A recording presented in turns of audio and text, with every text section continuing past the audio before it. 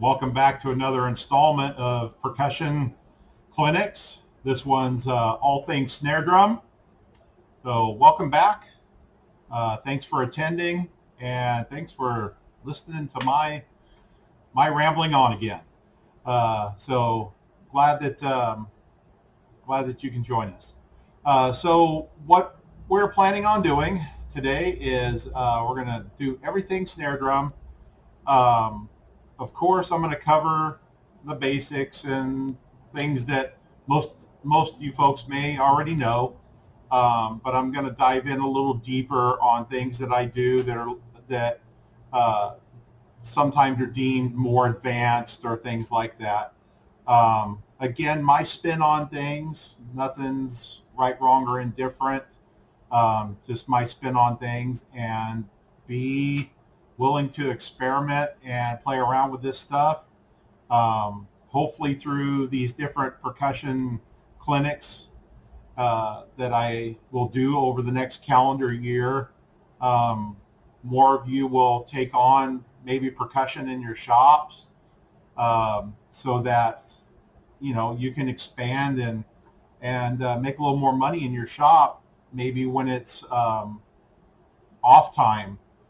Be able to bring in timpani during an off time, or be able to bring in things during an off time. And I know off time sometimes is a dirty word. But anyway, we're going to venture down this road on snare drum, and we'll go ahead and get started. All right, here we go. Let's get off and running. We're going to start with tools, materials, supplies, those things that I use. I dug out, most of the stuff that I mess around with. Of course, you have different stuff in your shop. Use what you're used to and what you know, but this is stuff that I use. So I'm just going to kind of go down the line, give an overview of that, and then you'll see the different products or things as we go through each repair or restoration on the drum as we go through the clinic. Anyway, first things I use is for the first cleaning, getting things to where if they're grungy and stuff, where you can handle them.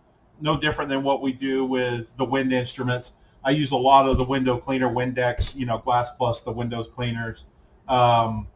I don't waste a lot of money with it. Truthfully, I go to the dollar store. I buy the big containers of stuff because I go through it so much. So window cleaner for like the first initial cleaning. Okay. A lot of degreaser. I use I believe it's the 505, the ZEP. I use the ZEP Purple for degreasing. For the rust and different things like that, I use the Rust Solve. All the typical rust removing stuff. I have like the 2.5 gallon. I use that stuff in a bucket. So that's kind of the initial cleaning. I have some different lubricants and other cleaning things. Like I have Brillo pads back here, rust removal off of the rims and the lug casings, and anything that gets rusty, Brillo pad, because it's got the soap in it already and everything, and the key to the rust removal, and I'll talk a little bit more about it when we get there, but is having that soap stay in there. And there's some other tricks. So the other trick is aluminum foil and WD-40 to remove rust, wadding it up into a little ball. There's all kinds of tricks out there. It's just, what works for different circumstances. These are the two things that has worked best on rust removal for me, the rust remover, the Brillo, and the aluminum foil. As far as the lubricant side, as you heard through the timpani, is I use a lot of Tri-Flow for the moving parts, those kinds of things. Tri-Flow, and also on the small moving parts, I use a lot of the Music Medic valve oils and key oils. Anyway, moving along, for the heavier greasing, whether it be the tension rods, or I'll grab one because I have it here in front of me, some of the throw off moving parts, I'll use the Bach slide grease. Okay. There are people for and against petroleum jelly. I've used petroleum jelly. I also have the white lithium grease. So it's a lot of, you know, which way to go. A lot of the same things. You know, you use what you're comfortable with and what you got. Okay. Of course, I use some different glues. I got some different super glues that I use on different things that I have to use super glue on. Wood glue for like the wood hoop repair and any kind of, you know, fill-in repair that I have to do, the wood glue. Also the 5-minute epoxy 2-part. Like I said, the WD-40 for the aluminum foil trick. Back here in the back for your final polishing and your final wipe downs and things like that. Of course, the Pledge, and I use a lot more of the Plexus product. I used Pledge for years until I discovered Plexus. I've used Plexus more than I do Pledge. Pledge is, you know, in the shop because of the dent balls and things like that. But anyway, Plexus is great on drums, especially the wrapped drums. Even works great on the guitars and things like that, the electric guitars and such. Yeah, so this is kind of this stuff, and then I always keep my alcohol goo gone. I love these guys for small. These are the air dusters for small, quick things. I keep one on my bench. Of course, you know, air compressor. Let's see, other things. You know, the nail polish remover, all that kind of good stuff. And then I found quite a bit. Get these at the dollar store. They're little muffin tins, aluminum foil. I cut them up. The center makes a really nice spout because of soft aluminum foil for doing my epoxy and dumping epoxy where I need it and want it. So that's, I know some folks use medicine cups and different things like that. I found the aluminum muffin tins because they're moldable, real easy into a spout. So that's kind of that stuff. And so I'll switch cameras here. It's funny, I'll talk about this just for a second, is, yeah, all the kids are back to school. So I made my timpani clinic before school started back and everything. So I lost all my cameramen. They all went back to college and everything. So I'm home and switching. So here we're going to do a quick camera change, and I'm going to talk about the other supplies and tools and materials and different things on the other bench behind me over here. Okay, so I'll kind of pick some of these things up as I'm talking about them. For hoop repair, I use a lot of flat aluminum. If it's a separated hoop, such as broken hoop, separated, needs to be put back together, needs a patch, I use the aluminum. We'll go into that a little bit more as we go along here. Again, just kind of an overview. When it comes to removing the name badges, if you're going to do a color change or anything, the name badge that's on there, you can use a putty knife, heat gun situation, or another trick is this is 10-pound monofilament, or a nice heavy dental floss, and cut yourself a piece and you saw it through underneath and it peels it right off without denting it all up. So that's a material. Let's see, other materials, like from my timpani videos, I'm using the hockey pucks and all those kinds of different things. When it comes to the snare drum, the cords, I'm going to Joann's and I'm buying mini blind pull cord. Okay, so not a lot of issue with that. You don't need to have the actual stuff from the drum manufacturers. I got some wooden templates and clamps and different things. I got some stuff set up on hole repair. Other tools, your thread pitch gauges. We'll talk about threading and cleaning up threads on the tension rods or different things that might have gotten stripped out, all that kind of good stuff. Let's see, all of the different types of hand tools, nut drivers, different things like that you might have in your toolbox, different types of spring clamps, even the wood clamps, the F-style wood clamps. I got all kinds of different drill bits. We'll talk about bearing edges, simple router table and things, and you're going to be able to clean up and fix bearing edges. I'll kind of go over those things. You know, I use the electric hand drill for disassembly. Like I said, I got a bunch of different bits back here. Big user and believer in unibits.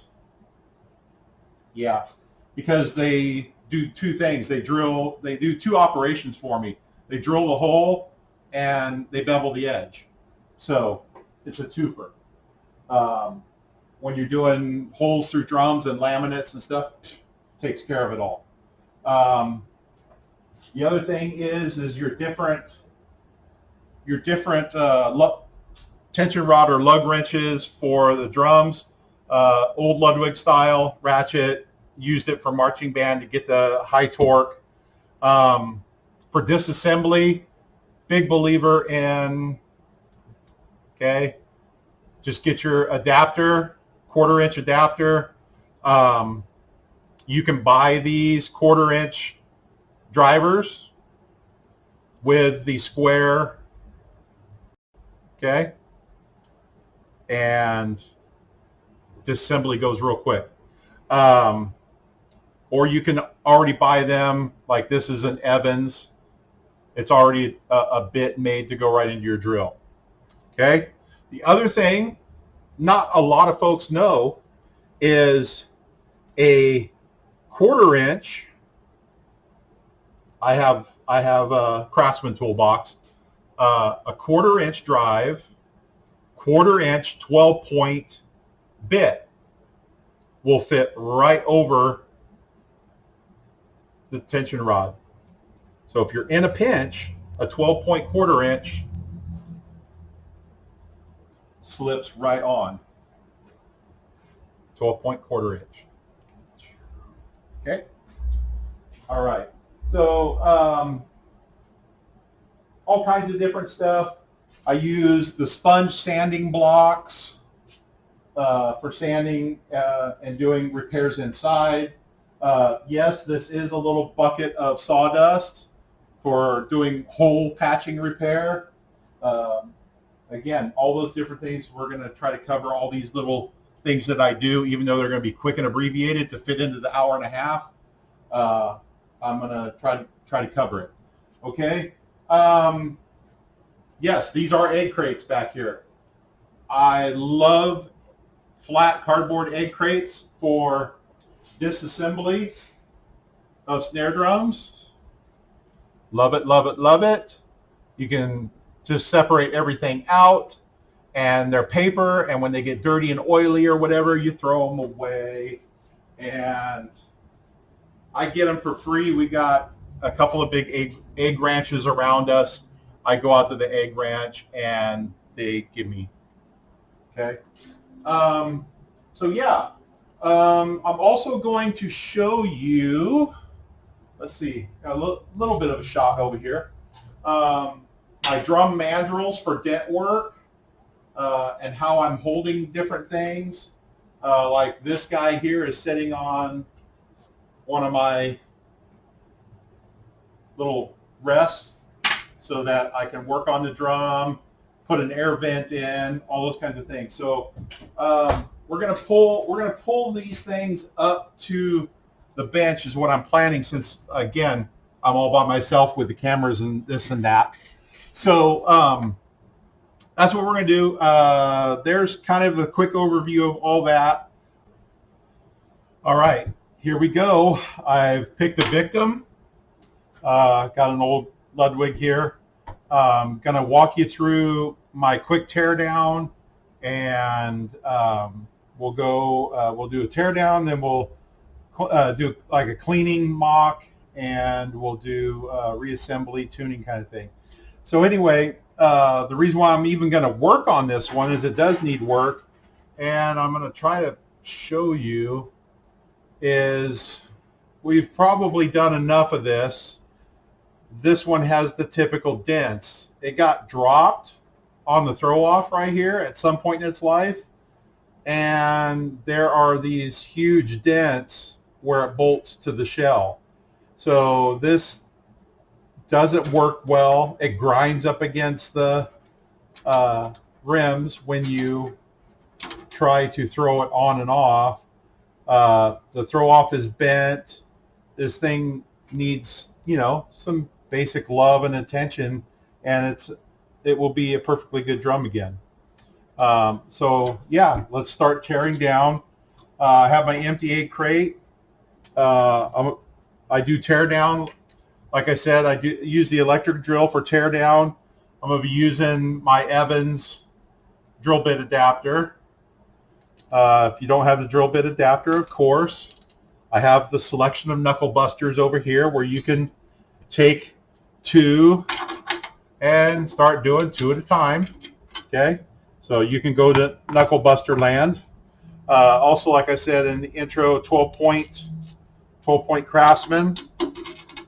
Okay, and you can put that. Okay, so we're going to do tear down. Here we go. So no particular order. When we put it together, it'll be in the crisscross fashion and doing finger tight and everything, but we're not worried about that on teardown. We're just doing what we all do when we, you know, tear down. We tear down. And we organize our screws and stuff for our wind instruments and a screw block. Well, I use an egg crate. Okay, so first initial, the head's not bad. It's not horrible. It's actually an original Ludwig. I'll set that aside because I'll probably be able to sell that on the vintage site. Anyway, rim looks pretty decent. There's a little bit of surface rust on it and things like that. So yeah, I tear apart, I set aside, and then I clean. Too much tension immediately, that you could see right there. Way too much tension on the damper. You can see how, so they got that cranked to Kingdom Come. They were trying to tell that head what for, giving it the business with the, okay. All right, now we're going to do a flip. I'm going to take the tension off. Not worried about these cords or straps, so I'll just take my scissors, give it a nip,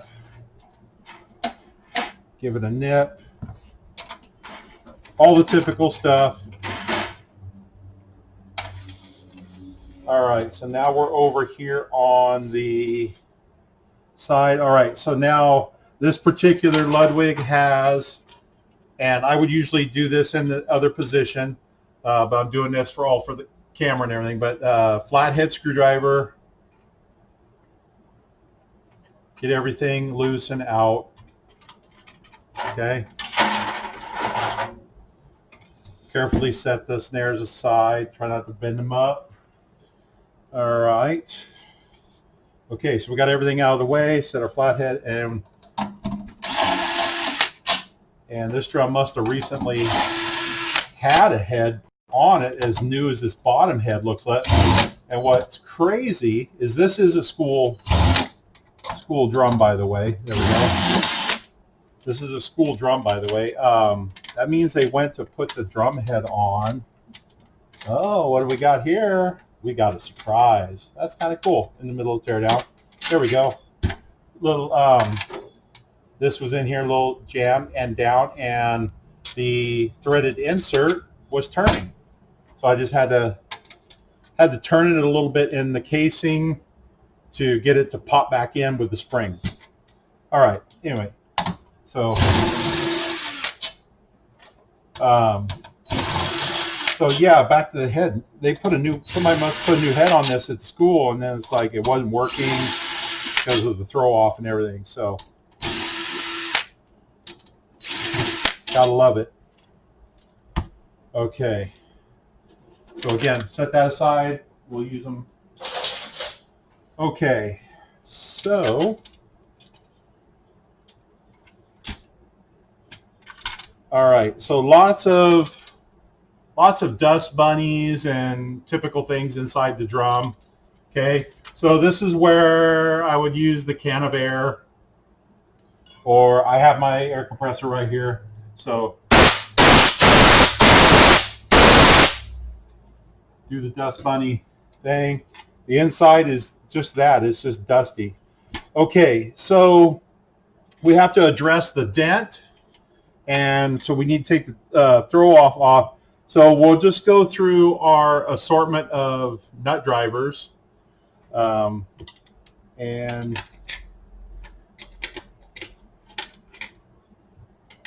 looks like we got 2 different sizes of nuts on the throw off, which tells me that it's been worked with before. We all know those telltale signs of things.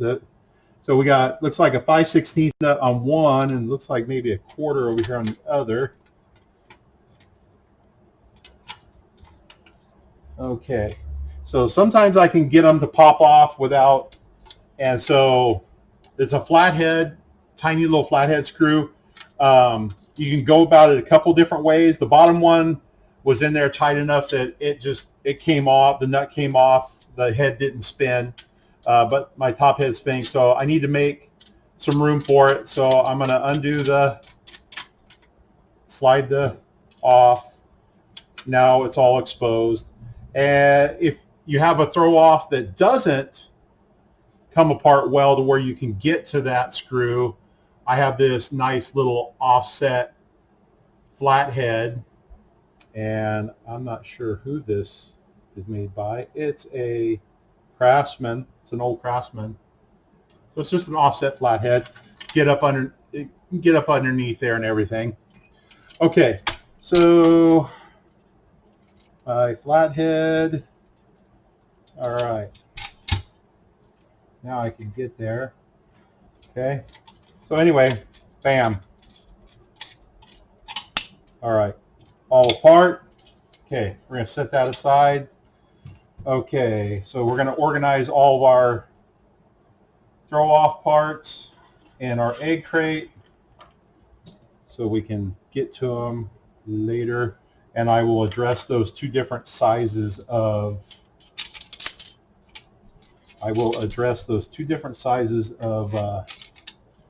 make sure I got all the washers, and I do.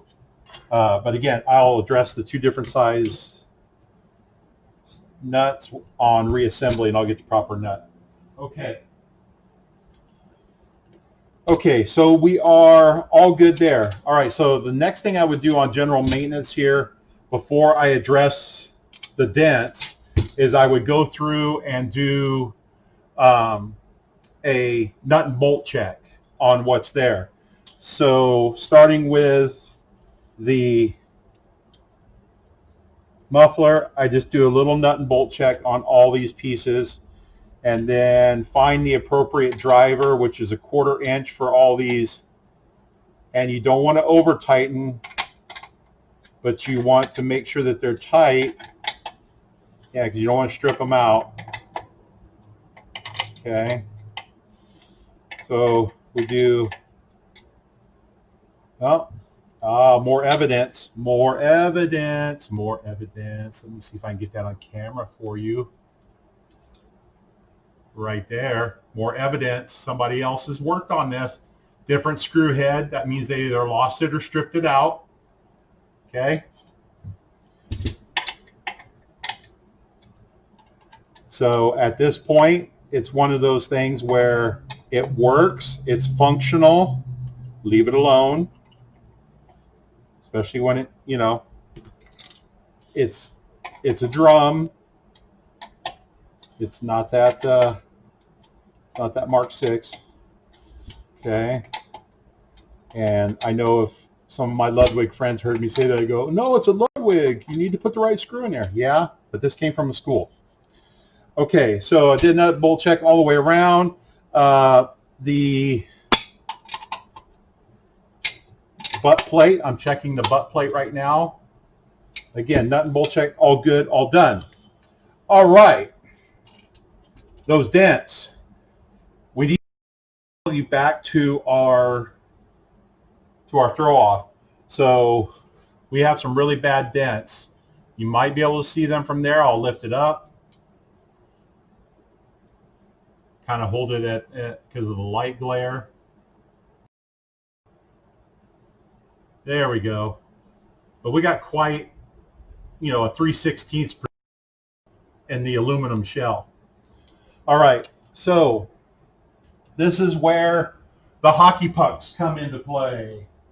All right, so we grab our hockey pucks. Our Slovakian hockey pucks are our friend. So I'm going to grab 2 of them, and I'm going to grab my rest. So this is where the rest comes in handy. All right, so 2 hockey pucks, and the reason why for 2 hockey pucks is this particular Ludwig has the bead roll down the center, and so I'm separating the hockey pucks so that the bead roll can go in there, and the rest, bam, right there, okay? It'll help me hold everything in place. All right, so what I'm going to do is I'm going to be introducing some tools through here. All right. So let me grab some, let me see, let me slide this guy up. And I have some hammers here, and we got the side view over here. But just my various different dent hammers that I have from Delrin that I've turned on the lathe, rawhide. This is a soft jeweler's hammer for doing some fine tuning, and then this is the Grover chime hammer PVC. I can't think of the PVC that comes to mind, but it's the gray. I get it. It's the exact same thing that the Grover chime mouths. I get it from McMaster Car. Makes great hammer heads too for dent work and things like that. Anyway, here we go. So we want to work that down. So I'm going to focus. I'm going to focus and use my cutting board nylon pieces for dent work. I showed these in the timpani clinic too for the coppers and lips and all those kinds of good things. So I do different shapes and thicknesses to get in different places to get movement. So I'm going to try to position this to where you can see it on camera from the kind of the top view, and you're going to be able to see what I'm doing on the side view. And what I'm going to do is I'm going to try to use this top edge, and I might go grab some of my other ones to get the initial movement. So I'm going to line it up right with the peak of the dent. Guys, see if I get movement. I got a little bit. And the hockey puck is supporting underneath and giving me a nice curved base.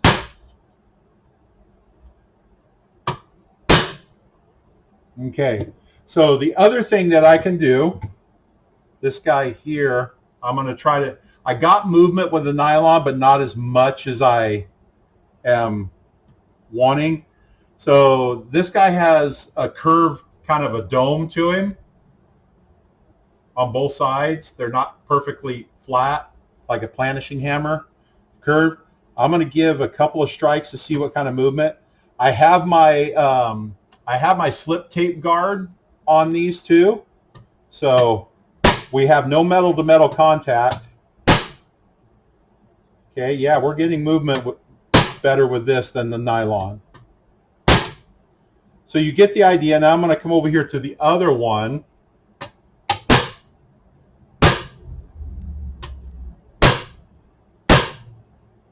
And we're getting movement. And I'm using the square side rather than the round side because I don't want to, with the curve of the drum, I don't metal, I call them smiles, in the metal. Okay? So the square guy is nice and dished, or not dished, excuse me, domed to where I can move. Okay, so we're getting slow. It's slow. Slow. All right. Now I'm going to move to my rawhide. My rawhide's nice and mushroomed from using it over the years, which is great because that gets the edges up. Now I'm going to try the rawhide. Oh, good movement there.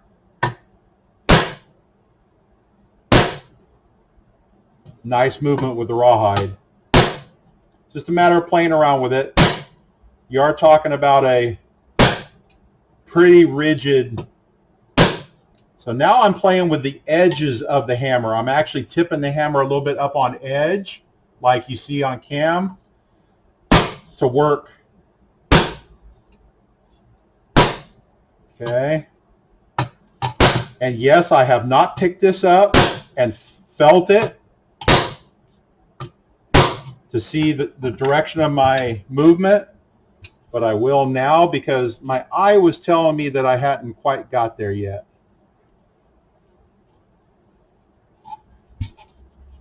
Okay, so we are almost there. We're still a little proud to the inside here. I'm also gonna, yeah, I got two sharp edges right there. And let me kind of show you. Okay, so here's the orientation of the throw off, and these corners right here put those impressions in, especially the top. The bottom is nowhere near as bad as the top. So when it landed, it must have really landed heavily on the top. So we got to move quite a bit. And I'm trying to see if I can get those points down. Even though you might be yelling at me on the camera right now, but moss, those are going to be hidden and you'll never see them again from the outside. Yeah, but we all have played that game with each other. We all know they're going to be there. Haha. Okay, so I'm going to go back to my plastic and I'm going to see if I can get that dimple down before I turn to my allied hammers. All right, so that peak is not going down no matter what.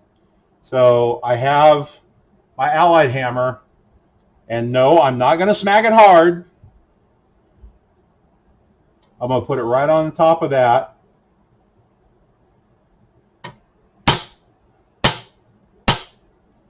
I'm going to see if I can get that dimple down.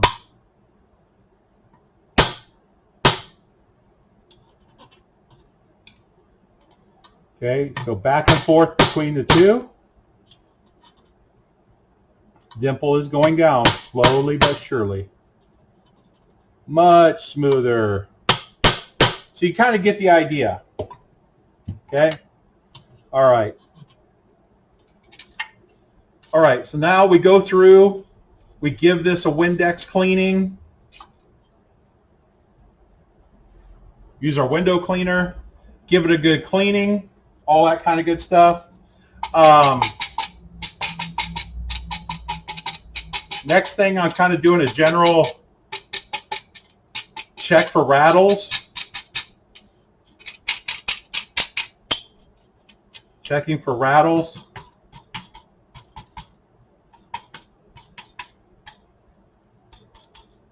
and we're good.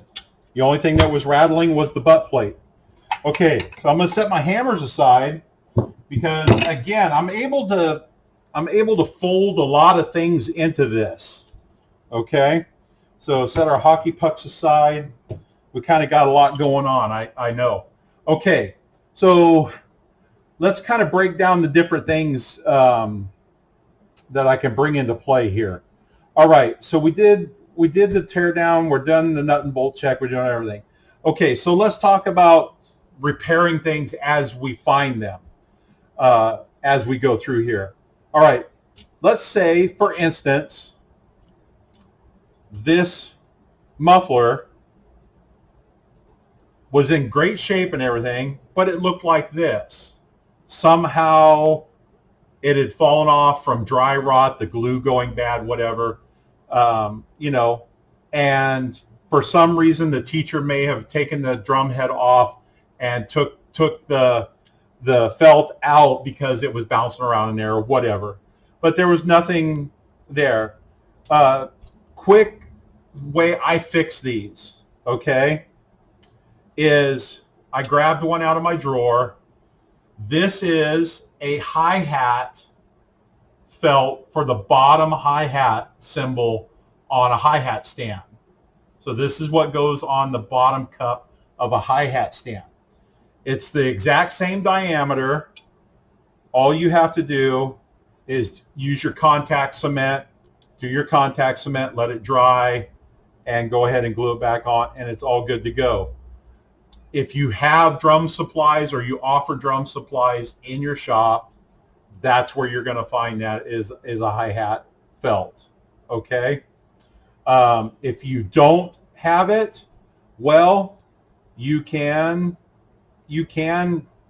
cut some thick felt, or if you have some thinner, like the felt that would go on the bottom of a lamp from a craft store, yeah, you could make a few layers of it, but it's not going to muffle as proper. And this is what I was talking about, is this the peel and stick felt stuff. It's, you can make up layers of this, but again, a hi-hat felt works great. A cymbal felt's going to be too small in diameter. Okay, this is the bottom of a hi-hat. Okay, so there's that fix. All right, next would be, let's say there's a problem in the lug casing. All right, so I'm going to set this guy over here and aside for a minute, and I'm going to bring up some lug casings and some different. All right, so lug casings, different materials. All right. So what happens when you have a rattle inside of a lug casing is most of the time it's because of that spring inside. Not all of them have springs. All the manufacturers are all a little bit different. So like for instance, I'm unscrewing this one. Okay, so this is a Yamaha, pardon me. Yep, this is Yamaha. Now they have these plastic inserts. They have these plastic inserts that you just pull in and out to be able to swap out and change the threaded insert. So if this strips out, you know, you can grab one from a bone pile and swap them out, because most common thread is 12/24, excuse me. And we'll talk about thread in a moment. We're getting to threads. Okay, so this is where the rattle would be. So if you have one of these that's rattling, or on the repair tag, the teacher, somebody says, there's a rattle in here. Okay, and you've checked your throw off, and you check the butt plate, and you've checked even the muffler, and it's not rattling. Your rattle is going to be in here. So most likely, and I'll take this old one apart, that's why I have it on the bench, is you need to remove the spring with your needle nose, and most of the time the material, which is usually foam, is dry rotted, and you're getting that buzz and that rattle on the casing. So you just need to replace the material. So I have a few options. This is one I got from the bone pile of another drum lug. So you could go to a bone pile if you have some drum lugs and rob a piece of foam out. Okay. You can take a cotton ball, pull a chunk of cotton off, and you can shove it in there. Of course, if you got some foam laying around, I don't have any with me in the shop, but packing peanuts, cut up a piece of packing peanut. And also, this is the foam that comes in a roll for moving and packing supplies. So you can simply tear up a few pieces of it, okay? And really all you got to do is cut yourself a wedge. So I'm just going to go with the foam that I have that is like the drum material already, and just cut yourself that little cube, stuff it on down in there like so, and then you're going to hook your spring, and I was able to recompress it and put it in with my thumb. Sometimes they're not that easy. Sometimes you got to just, use your needle nose and pop it back in. Here's a really old, this is like a 70s-ish Ludwig this is literally masking tape rolled over the spring, okay? And that's the way the factory did some of them, just depending on the year and what they were doing. Okay, so there's checking out the rattles. All right, the threaded inserts. So since I got these out, let's talk threads and all that kind of good stuff. I'll bring that stuff up to the bench. 1224 is your common thread for most American and vintage drums. Okay, 1224 thread.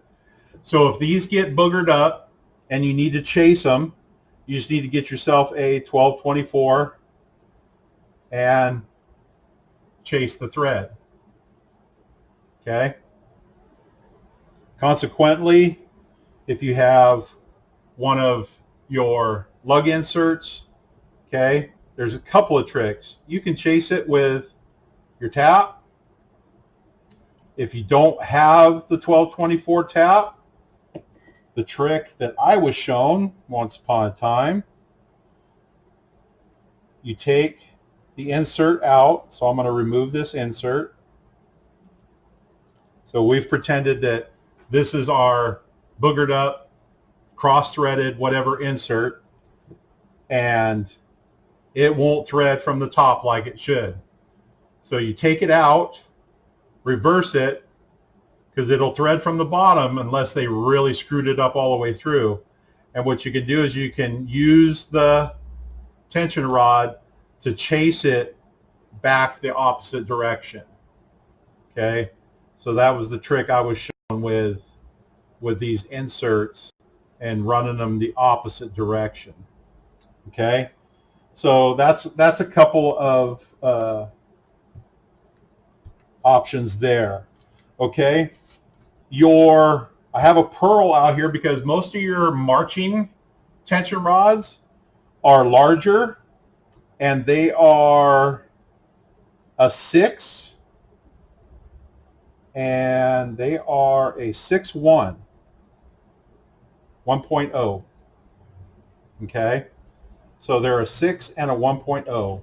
There's our 6 and our 1.0. So they're metric. Again, I have a metric 6, and same thing, chase everything. And again, mostly the larger stuff is on your imports and your heavier tensioned marching drums have the larger rods. Okay, so those are your two basics for threading and chasing, all those kinds of things. All right, we're back. So while I paused, cleaned up the area, kind of did a few other things, cleaned the outside up and the inside up. So we did the Windex and everything. I want to talk about a couple of other things I did besides wipe it down. I took the Zep degreaser. I spray it on my Q-tips here. And what I do is I go through and I clean all the extra grease out of the inside of each one of the lugs. Okay? So I did that.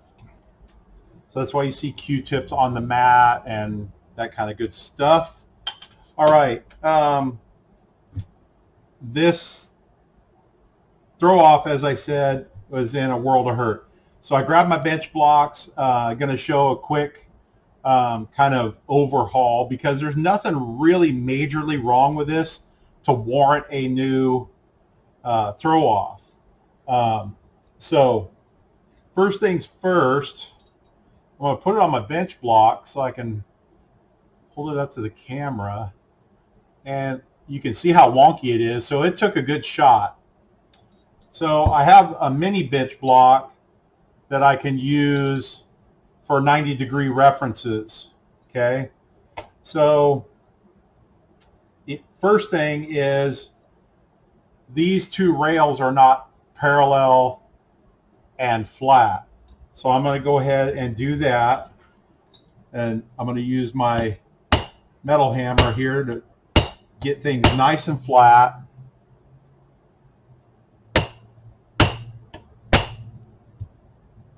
All right. Because we start here first, because the minute we start doing that, it splays everything out.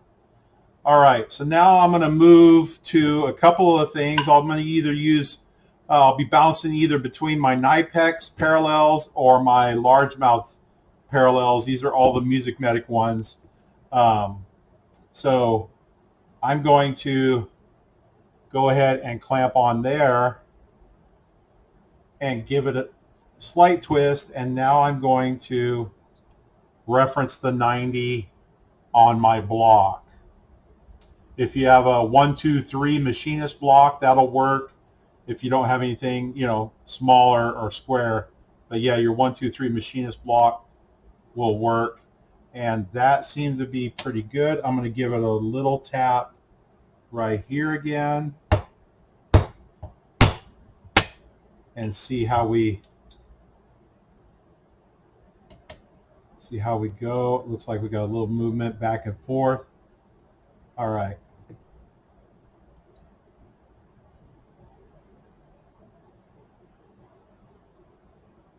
So there we are there. All right. Now we have a bronze pivot that is pressed in. We can't do much with it. And we have to move this foot. So again, parallel pliers to move around. Okay, and open it up. This one has to go the opposite.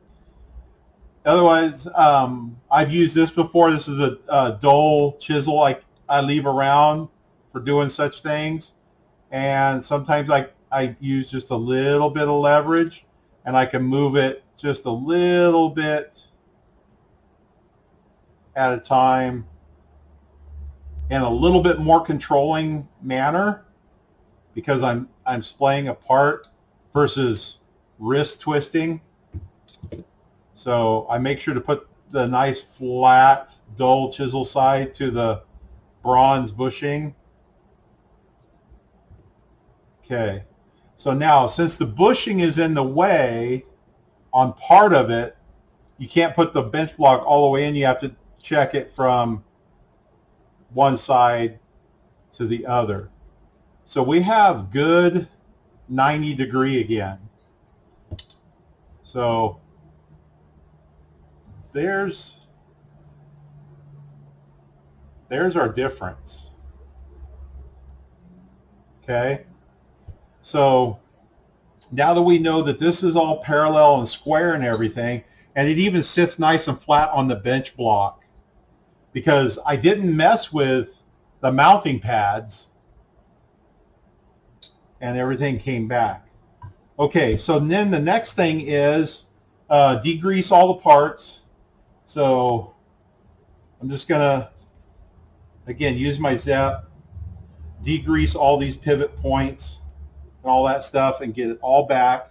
These are the pressure, these are spring washers that keeps a nice even pressure when you put the C-clips in. So I'm just gonna get the grease off of them, and I'm just gonna go through again, do all this. This is just gonna kind of show you, and of course I dropped one, there it is. That rebuild. Okay, we'll come back to that because we're gonna have to bend him around. This guy's really bad, so we're gonna make sure to squirt him down real good.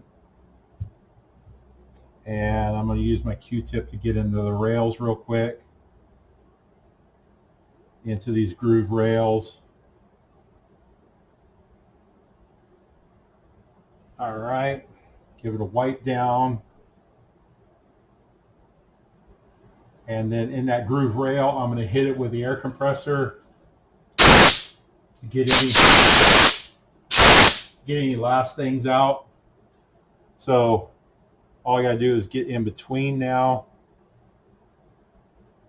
any of the previous lubrication, grease, things like that. And no rust on this guy, so we don't need to hit it on the buffer. But if it's got a little bit of rust or pitting or whatever on it, you can hit it with the buffing wheel. All right, so those are good. All right, so now this guy needs some major attention. It should be nice and flat and everything like that. Okay, so first thing, I'm going to go ahead and get all the grease off of it. It has this one, it's riveted. Right there it is. It's a riveted counter arm. So I'm going to get that all degrunged. Okay, so now we're going to try to get this all back flat. So I'm going to start at the offset. I'm going to start at the offset and move our way up. Okay. I'm going to do this a few different ways. I use, again, I was shown old school wise with a crescent wrench. And again, this is all of the different things that I was shown back in the day. Okay. So I'm trying to move the offset over, and I'm working, there's a twist in it, like a spiral. So I'm working the offset over and that, and I'm just using that. Okay, so now I kind of got it in a good place where I'm ready. There's one major dent right here on the offset. So I'm going to hold it flat on my big bench block, and I'm going to line it up with the factory bend on the offset right on the edge of my bench block. And that was pretty darn good right there. Now I'm going to give it one last yowzer. All right, we're looking pretty flat. Now I'm going to come over here from the side camera. You should be able to see, or let me see if I can do one of these, because I'm my own cameraman now. If I do one of these. Okay, so I'm going to come over here to my little mini vise over here. I'm going to go ahead and Make sure that arm's up out of the way so it's not getting in the vise.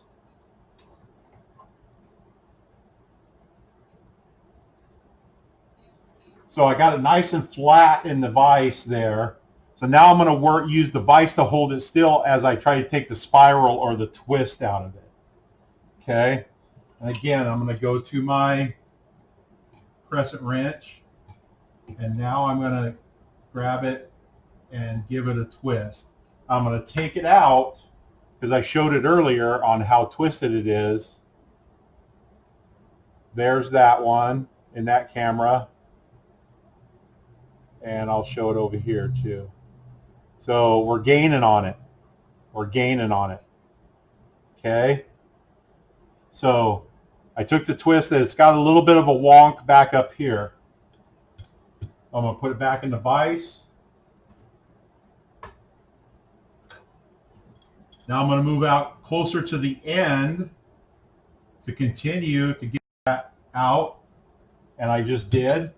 So now I'm going to check my work on my bench block. So I'm going to check how flat it is on the offset side, which is getting pretty flat. I got a little wonk right here that I need to go from the end direction like that. That might have been too much. I'll check it. Yep, it was too much, so I'll put it half back. Again, just playing with this stuff back and forth, back and forth. And again, I'm going slow because, again, we all know that if you move metal too many times, it snaps. So, checking all of my surfaces. I'm moving the arm out of the way, this little riveted arm I talked about, and I'm holding it flat to my bench block and checking all of my flat surfaces back, front to back, all that kind of good stuff. And we are, for all intensive purposes, we are all back. Okay?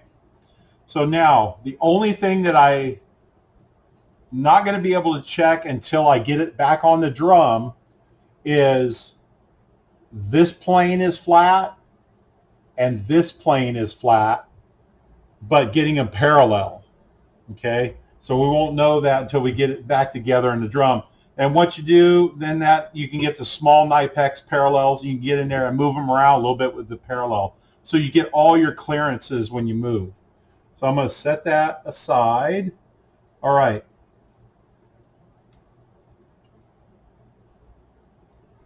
Adjustment slides in.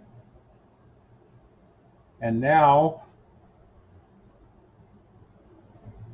I'm going to go ahead and stay in this camera view.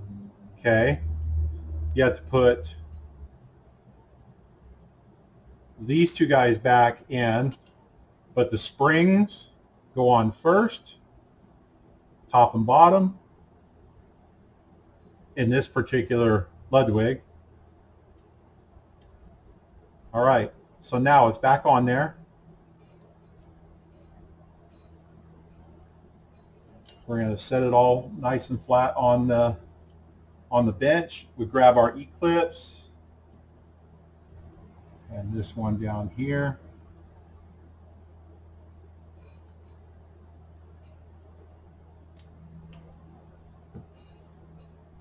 Okay, so we're all back and clipped together. I'm going to go ahead and rotate my clips a little bit to where they're, there we go. All right, so now lubrication. All right, so now this is where you can use your white lithium grease. I'm going to use the Bach Red, and I'm going to hit all of these pivot points right here. Trying to make sure I'm showing all this on cam.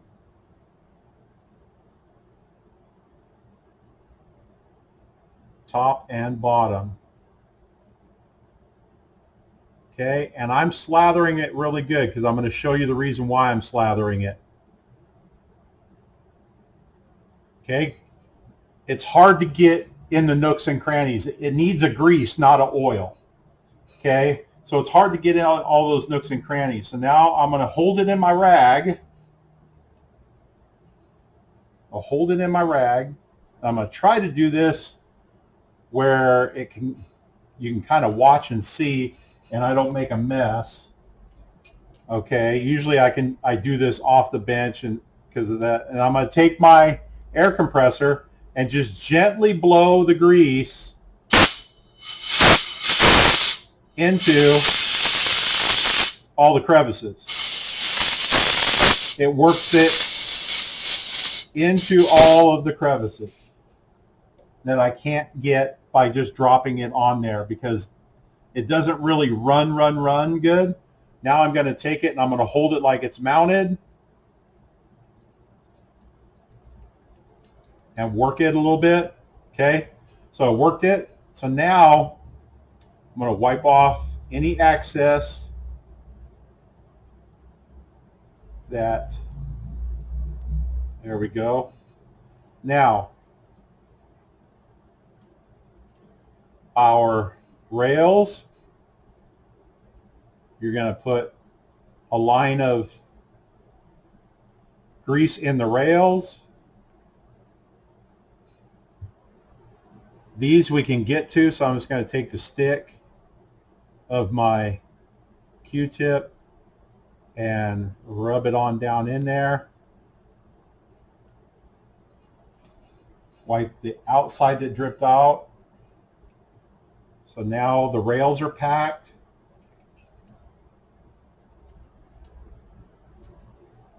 Okay, and lastly, before I start it, right on the threads, and it is working nice. Probably hasn't worked that nice in many years. Okay, a lot quieter. Okay, so rebuilt. Okay, rebuilt throw off. All right, we are ready to reassemble. Let me catch you up on where we got to when I paused. So drums clean, drums dent free, all the edges have all been checked. Even the bearing edges, I feel the bearing edges, make sure there's no burrs or anything. This guy's ready to go. I then spent time off camera, okay, and I'll walk you through what I did. I took all the tension rods. Again, I sprayed the degreaser in my rag, and I was degreasing here, okay? There's many ways you can go about this. I have an ultrasonic. I do ultrasonic them, but I'm trying to treat this as though not everybody has an ultrasonic. So degrease the tension rods, whether it be ultrasonic or with degreaser or whatever. Get them nice and clean. Get the threads all free of the old grease. Okay, so I did that, and then the other things I did off camera was two things. I looked over the rims, and this is the time you want to do it. The first thing I did, I looked over the rims for any rust, and there was a little bit of rust. And you can see my wad of aluminum foil here and the WD-40. So how I do this is get yourself a little wad, spray yourself some WD-40 on it, not a ton, just spray it a little bit on there. And I'm going to take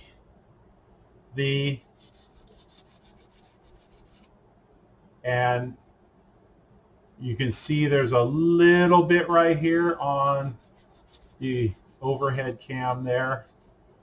And I can come over to the side camera. There's a bunch right here.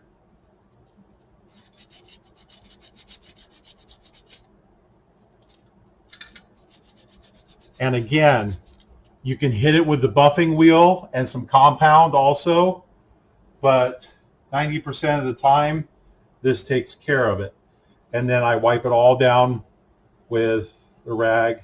So I've done that. I left those few spots to get. Okay, check them inside and out.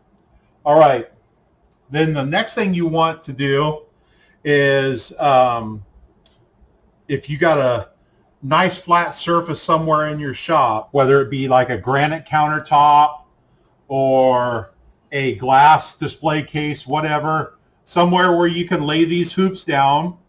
I even use my hard cutting mat because it's on a perfectly flat piece of plywood here. But nice flat surface. If you have a trombone stone, for some of the smaller hoops like this, you can, but you just got to rotate it to look at it. But you want to lay it on something flat to make sure that it's not twisted. Okay, and again, if it is twisted, you just have to put it to the edge of your workbench and give it some counter pressure. Okay, you just got to give it some counter pressure to try to get that twist out. Okay, so you just want to make sure they're nice and flat. Again, counter pressure. If you have a nice flat plywood work surface, I've seen people use the plywood work surface and actually put a grabber screw or like a sheetrock construction screw through to hold it in place while they work on it and work the bend out of it and the twist out of it.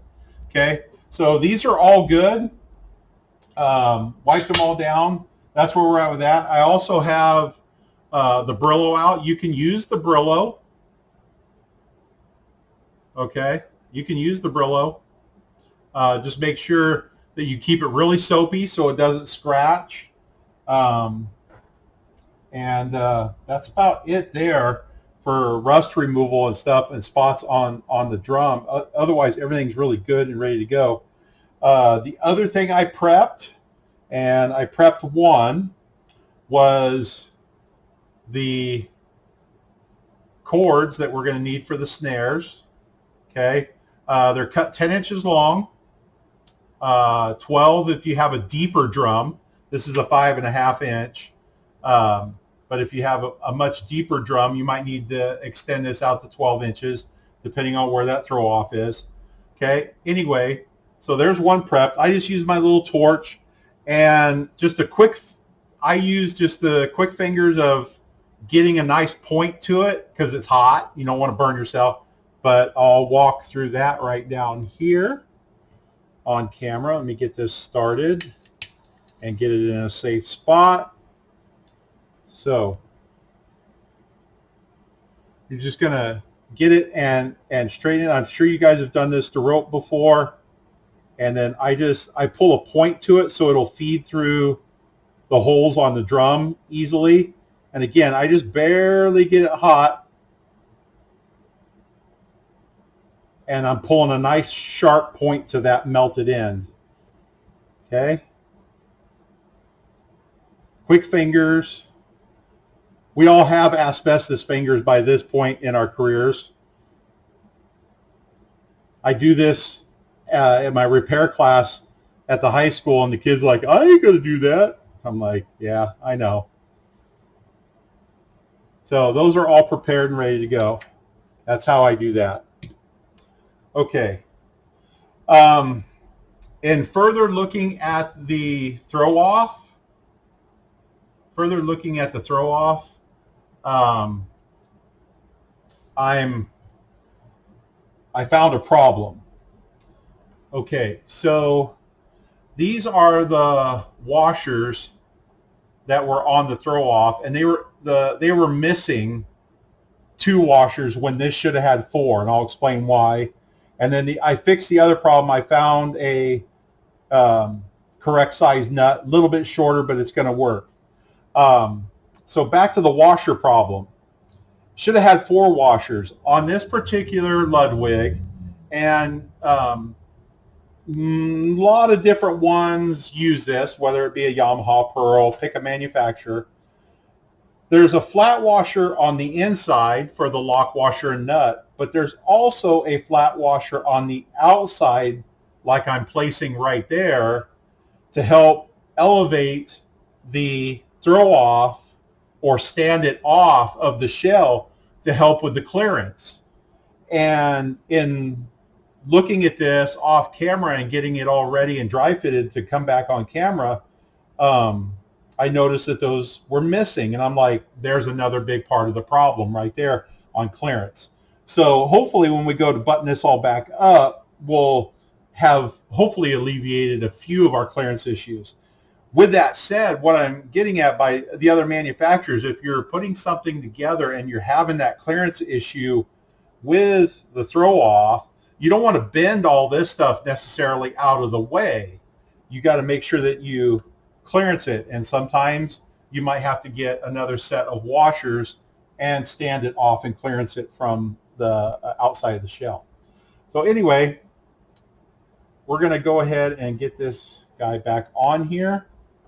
And the other evidence, really, I'll move these aside if you can see that on camera or not. But the other evidence that the washers were on the outside is the marks that the washers left in the aluminum. So there we are. Mystery hunter. All right, so flat washer, lock washer, and nut. I'm going to go ahead and tip this guy down.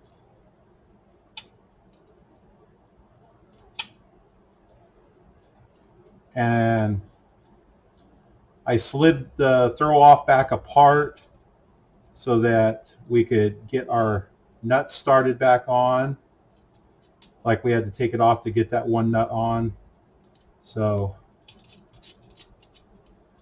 doing that again. Flat washer, lock washer, nut. I'm going to start with the top head so that we can demonstrate the clearance and all that kind of stuff. And then what I just squirreled on, excuse me, is just my anility. And we all have them. We all have our little anilities or idiosyncrasies. I have to have all the screws and the screw heads. I have to have them all nice and flat and straight. Just me. So, and really, just like all of us have our own thing, there's certain things that I do that I know that I've worked on that drum. And we all know that because we all do it. Just my idiosyncrasy is having all of the screws flat.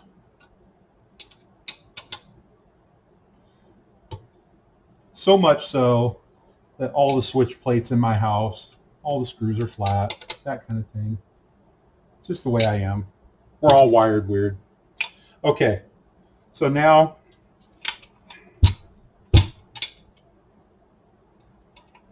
we're going to go ahead,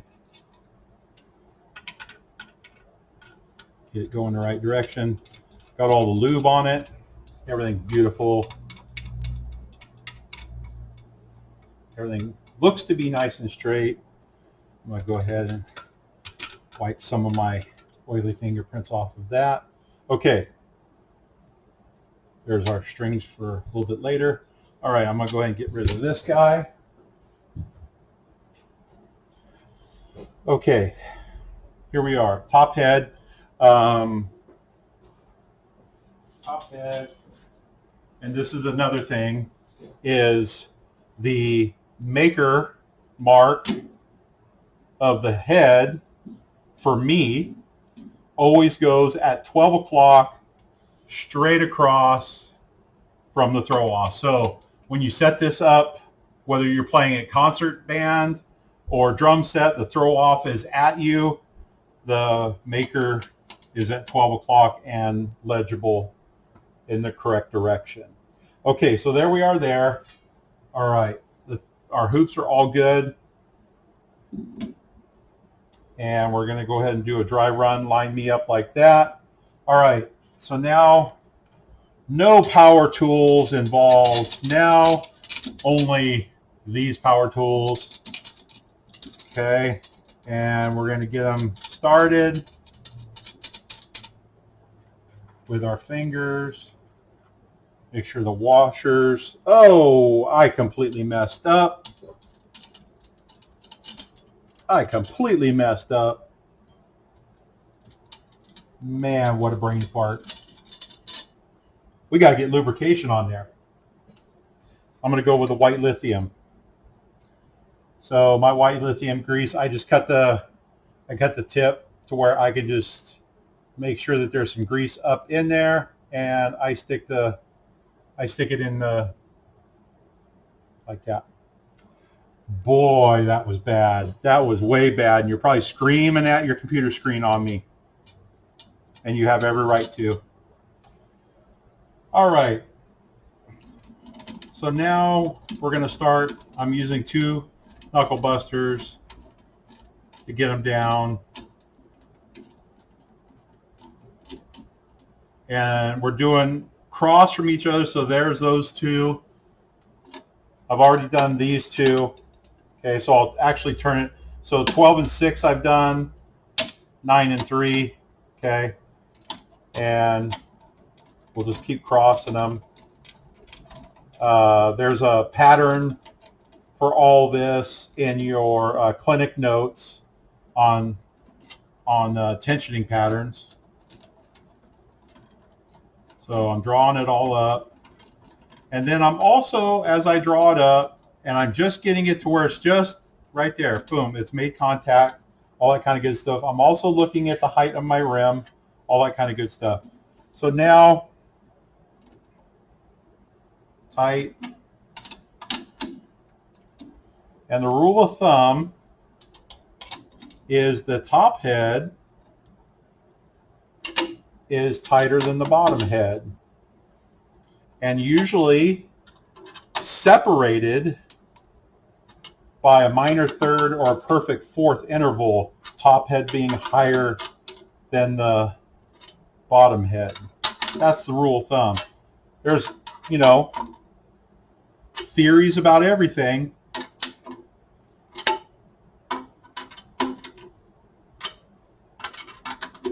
All right. So you can bring it up to general tension. You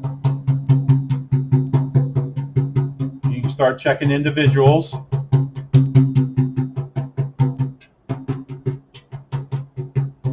So forth, the usual tuning. Get it in close. Okay, I'm not going to spend a lot of time on that because we've all done, like I said, certain versions of this.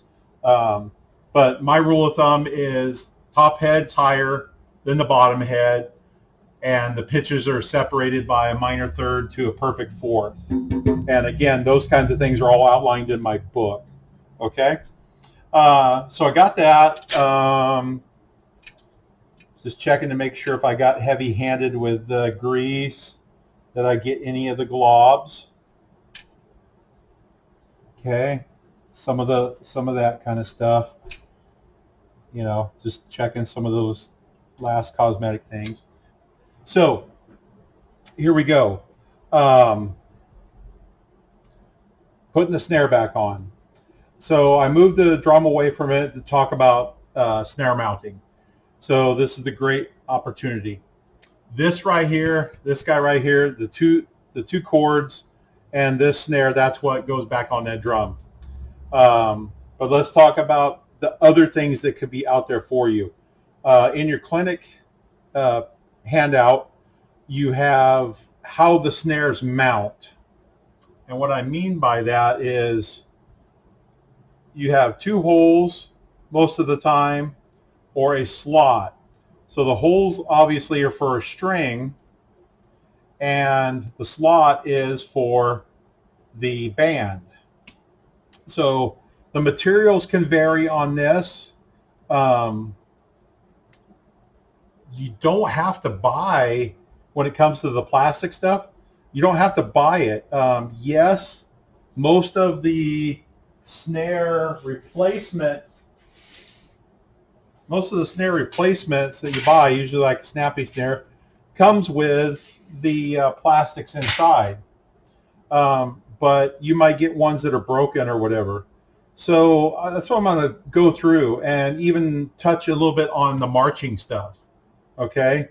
that might come in your shop. All right, so the snare has the outer, which is what I'm holding now, outer, how it would go on the drum, and the downside or inner that's going to be rattling against the head. So you want to make sure that you got it on the right way. And in the handout, it's critical on the whole lacing thing.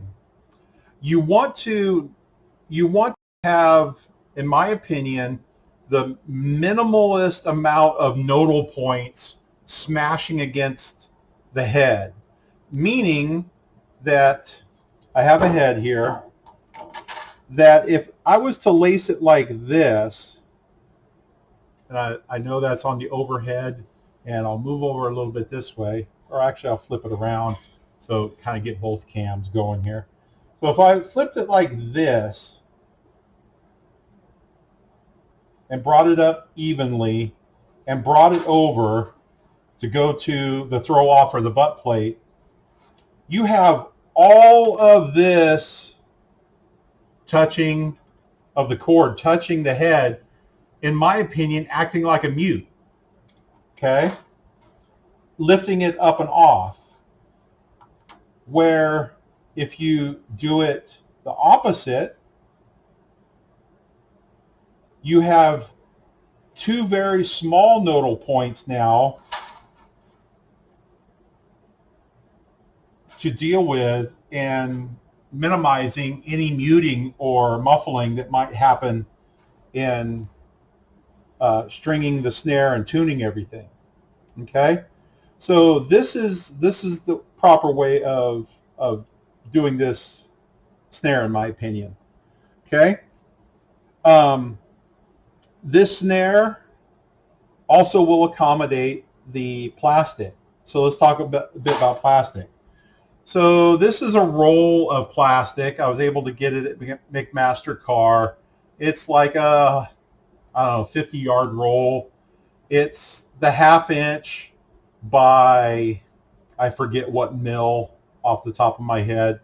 But early on, I just bought it. It's like, okay, well, it's lasted me this long after 20-some years. Okay, but not everybody has that, and I always got to remember, and that's why I wrote the book, is not everybody, you know, can order something and get it right away and need to fix it right away. We've all had those scenarios. So the first thing I came up with a long time ago is the shipping straps. So these plastic shipping straps come on a myriad of different things that come to our shops, whether it be larger brass instruments or banded from the factory in this or whatever. And so I'm going to pull one out. Again, I just pre-cut all these to 10 inches. And this is what you need for, and it's nice heavy reinforcing, nice and thin. I fold it in half to get the crease already in it right from the get-go. And these are the shipping straps. And, you know, no cost, nothing down, nothing a month.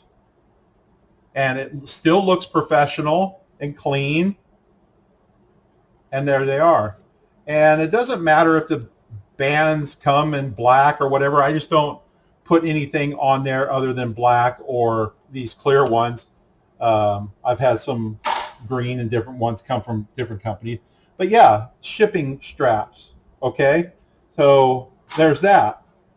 If you don't have shipping straps and you don't have, you know, and you need something, the drum head is the next viable option.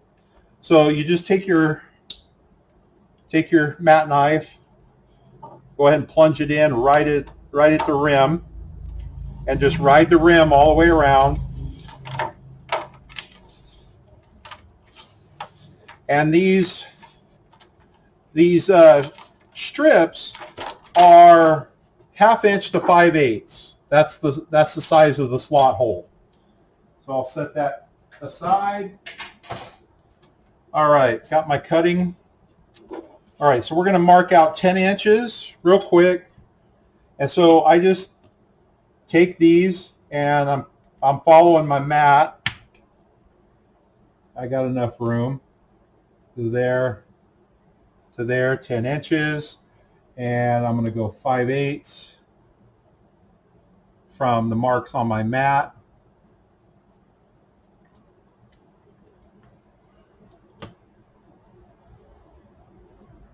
All right. Get your mat knife again.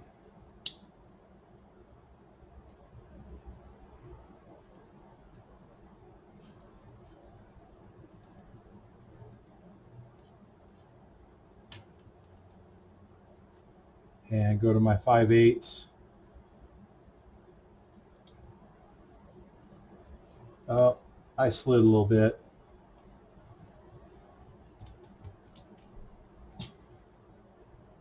All right. So you just cut these guys out. So this is your other option.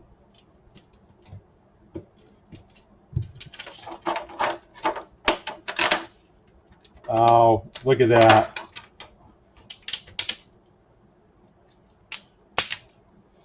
It ended up breaking on me. Go figure. Do it on camera. And it breaks. But you guys get the point. Drum heads for the, and I'll just pretend that right there, that never happened. So yeah, you can use a drum head for it. Other option. Just want to throw those out there at you. So lastly, after our strings, again, I mentioned it earlier in the video, this is just polyester pull cord for mini blinds, 1/8 inch and 1/16 inch I have in there, but marching. All right, so what I have here is an older set of gut or synthetic, okay? That's what all the marching stuff is. The older stuff is gut. It's hard to find, but most of it's all synthetic. So you have a broken one like this guy here. All of the brass collets are still here that squeeze down on it, and I'll pull one out. I'll pull this broken one out right here. So yeah, there's a little brass collet on the end. Okay, so you'll just take your parallels and open this guy back up, slide it off, but without spending too much time, these can be repaired. And this is tennis racket cord. That's all this is, tennis racket cord. And then once you get your ferrule or your little collet off the end here, you slide it onto your tennis racket cord, cut the length and everything, and you just hit it with your flame. And then I snub it out on the cold bench block to get a really nice flat abrupt mushroom on the end of it. So tennis racket string works awesome to repair the old cat gut or the newer synthetic, especially if there's just one or two strands that have broke because they snagged it when they sat it down in the grass or in the bleachers or whatever. But just pick yourself up a spool, pretty cheap on Amazon or the other, you know, lovely places online. Pick yourself up a spool of it. It may not match exactly color-wise or whatever, but who's sticking their head underneath the snare drum when you're out marching around on the field? And it saves your group a ton of money from having to buy another one of these complete. So tennis racket string for marching snare. Okay, so let's go ahead and button up this snare. All right, again, while we're off camera, let me grab my mallet. Remember we were looking for a third to a fourth.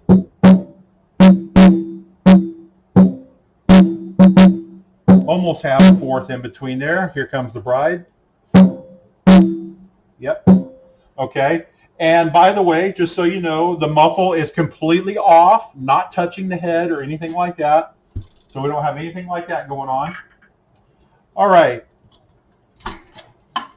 So we're all tuned up in a place to start. Okay. Again, lining up my logos and all the things I talked about earlier. Okay, so let's go ahead and lace this guy. When it comes to lacing, I use tweezers to get in and out of the different points. And I start with the butt end first. Myself, I start with the butt end first. Okay, so I start with the butt end first for this reason. Let me get my flathead. I'll make sure I got plenty of space to feed through, so I'm going to run it out.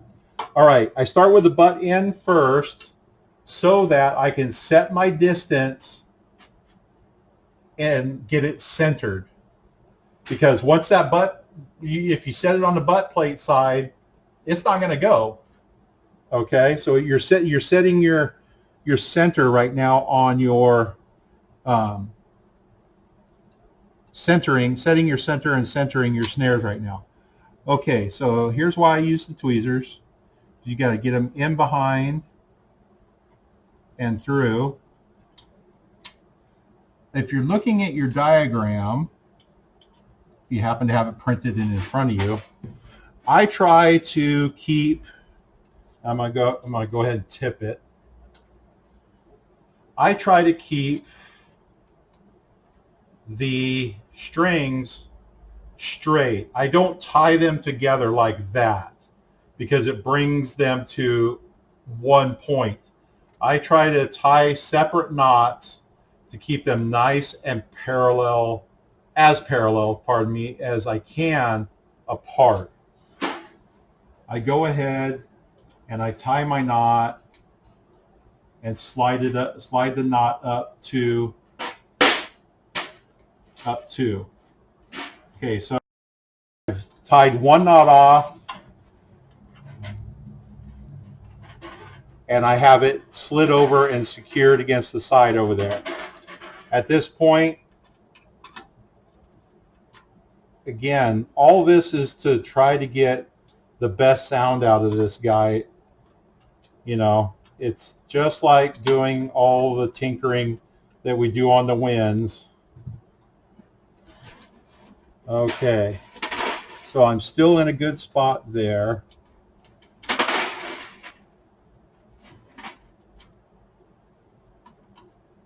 And I'll end up putting a second knot on this, don't get me wrong. All right. And this is going to stretch. Awesome blossom. Okay, so now we're going to come back up here. And we're going to go ahead and we're going to tie stuff off into another knot. Now, the other thing is some of you might be saying, well, why don't you cut those strings like long and then cut them and burn them when you're done? Yeah, could. Again, do what feels good to you. Okay, so there we're all good. I'm going to go ahead and set the screws. And again, I'm going to come back and do another knot. This one knot will be sufficient to get things set initially. Now I'm going to flip it and hopefully be able to do some of this in the side cam here. All right, so you want to be able to have adjustability. Okay, so what I do is I unscrew this guy until it just about falls out. Right there, it's out. So now I'm going to screw it back in, and I'm going to screw it in about 1/8 to 3/16 of an inch, just a little bit.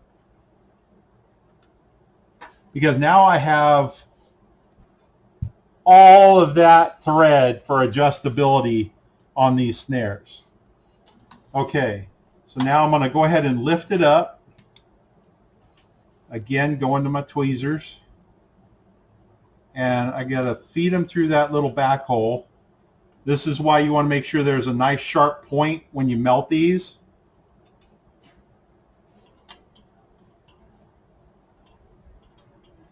It'll just save you a headache later. Okay, so there they are. Now, these are already set apart by the throw off. So I do only tie one knot down here on this end. And I just pull it up nice and taut. Okay. Nice click. Nice firm.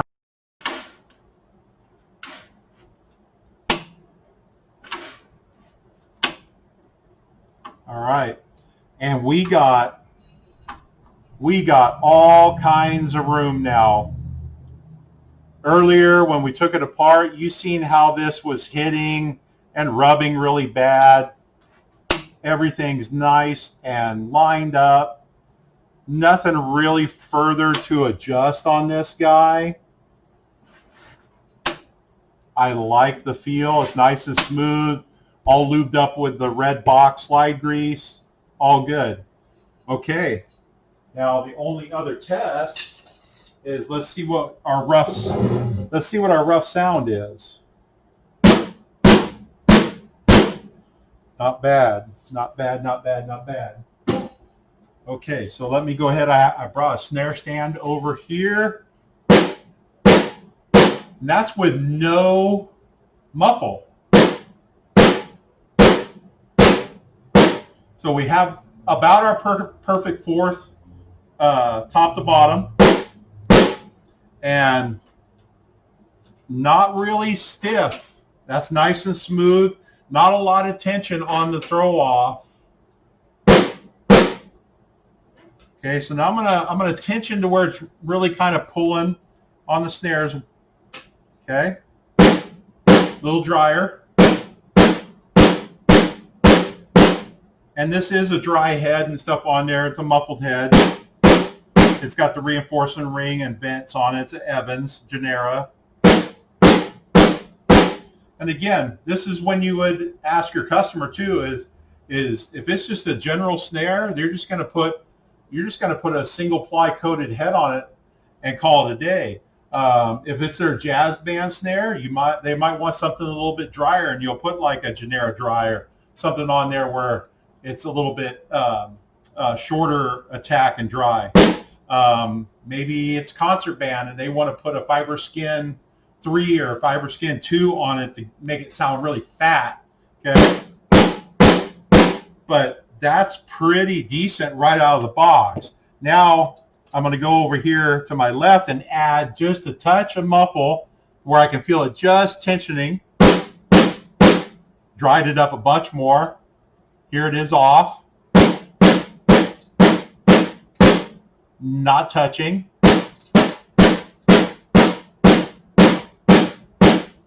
And I'm turning it on slowly. Yep, and you can hear it. So the muffle is working properly so that they can change how they want it to sound. Yeah.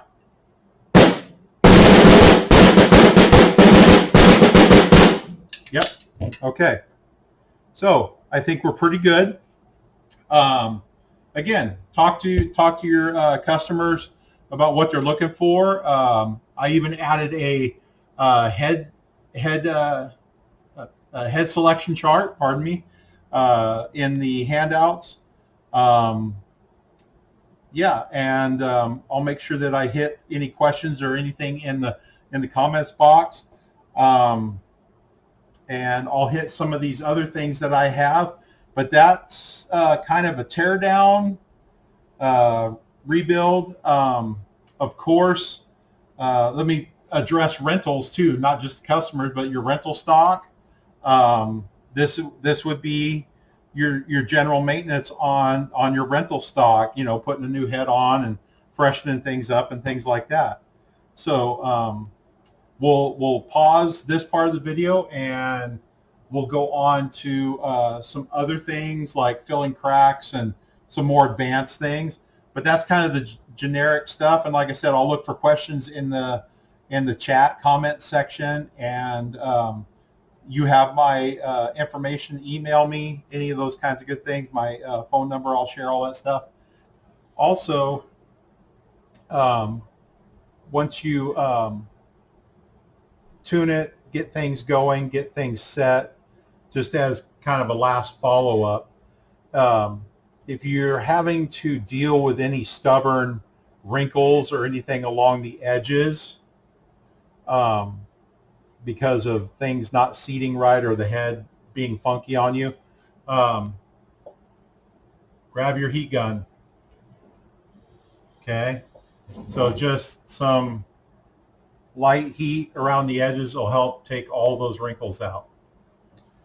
And as a other final follow-up that I failed to mention is on wood shells, you're going to want to make sure to put just a slight bit of paraffin around the bearing edge of the shell prior to putting the new head on and everything.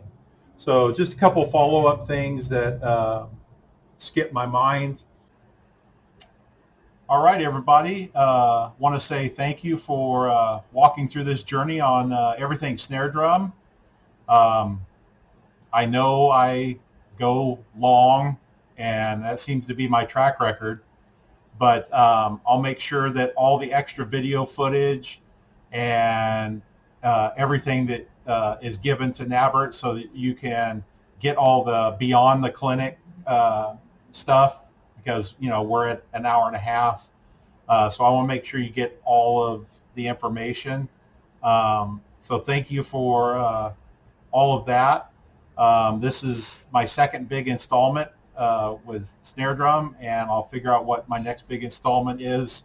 I believe I might do mallet building and mallet wrapping as one. Again, thank you for spending the time with me today. And again, can't be more prouder to be a NAPBIRT member and sharing with the community and beginning to be a part of the community and giving back. This has really been something great for me. And I just want to thank all of you that help me, and I help you. And it's just, it sounds kind of mushy and stuff, but I really appreciate finding NAPBIRT a few years ago and becoming part of the family and things like that. So I hope you enjoyed the clinic. I hope you got something out of it. I'm sure there's something in there. There's all so much in there. I just brain vomited.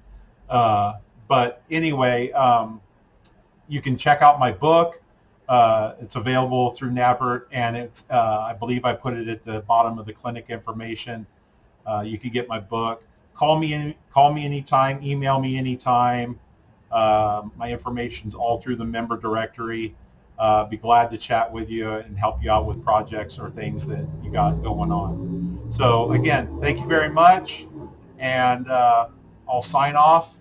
Another clinic from the shop. Thanks.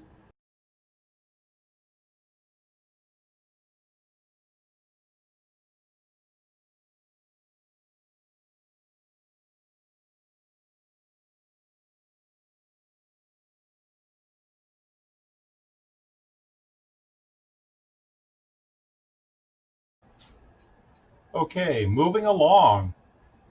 We're going to now venture into the shells, wood shells and metal shells, repairing damage, dents, those kinds of things. Okay, so moving along. All right, so most of the damage to a wood shell is due to what we call blowout. So I'm going to grab a shell here that I've started the repair on already. But this is the butt plate side right here. It's where the butt plate mounts. And when they drilled and did these holes, there was quite a bit of blowout on the back side, and it made the shell too thin, in my opinion. Even though the colored laminate's on the outside and everything, it just made it really thin. So I cut, this is some 2.5 to 3 millimeter plywood. You know, pick your favorite box store or wood source, lumberyard. This is just paneling. For some of the larger stuff, I use some 5 millimeter, like on marching stuff where harnesses are going to have to be reinforced, things like that. But I put this patch in. And so how I went about that patch, I'm just going to kind of walk you through it here, is I prepped the area, of course, kind of sanded, eliminated splintering and anything else. And then I had to mold the piece. So what I use to mold my pieces is I find an old drum shell, which here's an old drum shell, and I've cut it up into pieces to get my shape, whether it be big pieces through the bandsaw or smaller pieces, whatever. And I wet them. I wet the piece that I want to use as the patch. I wet it, and then I clamp it, let it dry, and then it takes shape. Okay? So just the basic forming, and that's where I was able to simply put my glue in and clamp. Okay? C-clamps, whatever, pick your clamp. A lot of times I will take another piece of shell when I'm clamping to keep that curve. But there's how I go. Okay? And then re-drilled and did all that. Okay, so I'll set that aside. Sometimes it is merely someone drilled a hole somewhere to do something once upon a time, whether it be mount something on marching band or you know, something on a drum, maybe the lug. They had to drill another lug hole because the spacing's different, whatever the case may be, and you need to fill that hole. So let's talk about filling a hole. So all I do is what I have here on camera. Most commonly, and my first go-to is the 2-part 5-minute quick drying epoxy and some sawdust. Years and years and years I used the Gorilla Glue and some sawdust, but I've now moved over to the epoxy. Okay, so what I've done is I've back taped the hole so that I can fill it, and I got the hole all prepped. Same as I would do here, I would take and back tape the hole. I do it a couple directions just for some thickness and rigidity. I back tape the hole. All right, and so let's talk about what I do to mix. So I'm just going to take a pinch of some of my sawdust from my table saw, my dust collection system. So a little pinch in there, just so it has, you know, one, it has the wood color already and gives it, you know, some rigidity. Okay, because we'll sand all this and all that kind of good stuff. So I have a little bit in there, and we put our base and our hardener. Not going to take a ton. I'm going to put a little bit in there, and I'm going to put a little bit more hardener in there so we have a hot mix. It'll dry faster, a little faster. and my cuticle stick from the store, and we're just mixing it up, and we're just going to drop it in there as pretty as we can. Here's the mix I'm getting.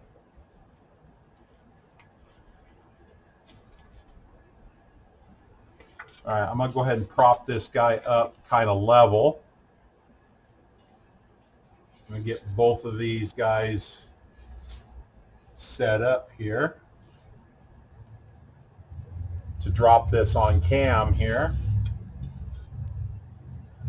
And let's see, we need to get this guy elevated. Let's see.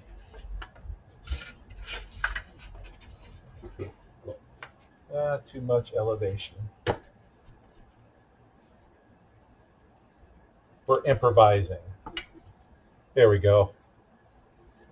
All right, so we're going to elevate our camera a little bit.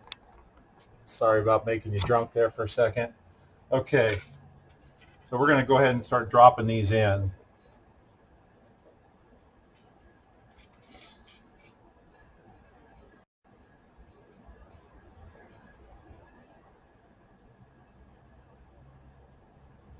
Making sure to get the air bubbles out. And if it's slightly domed, that's okay, because this is the outside of the drum.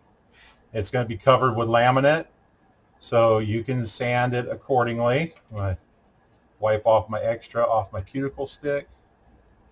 That's what I'm using, the beauty store cuticle sticks.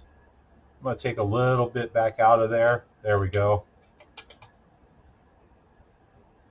Make sure that there's no air bubbles. And there we go. Now I'll come up here to this guy that's up here. And let's see if I can move him up a little closer maybe. Get a little closer for you. Now that I've filled that other one.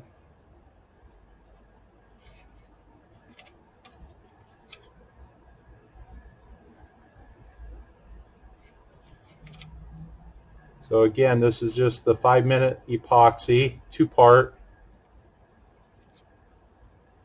And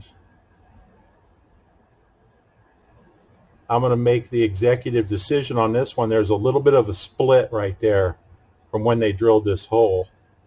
What I'm going to do is I'm going to take some of this excess here and drag it down the way so that something from the future doesn't crack there. Again, this is all going to sand, palm sand it away, because the colored covering is going to, the drum wrap is going to go, all right, we're starting to harden. So I'm going to get to moving.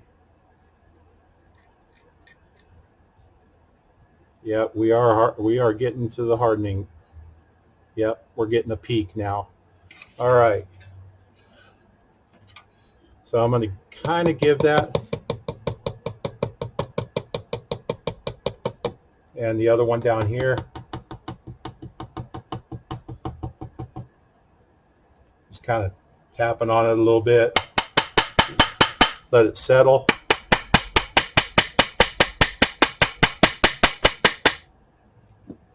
Okay.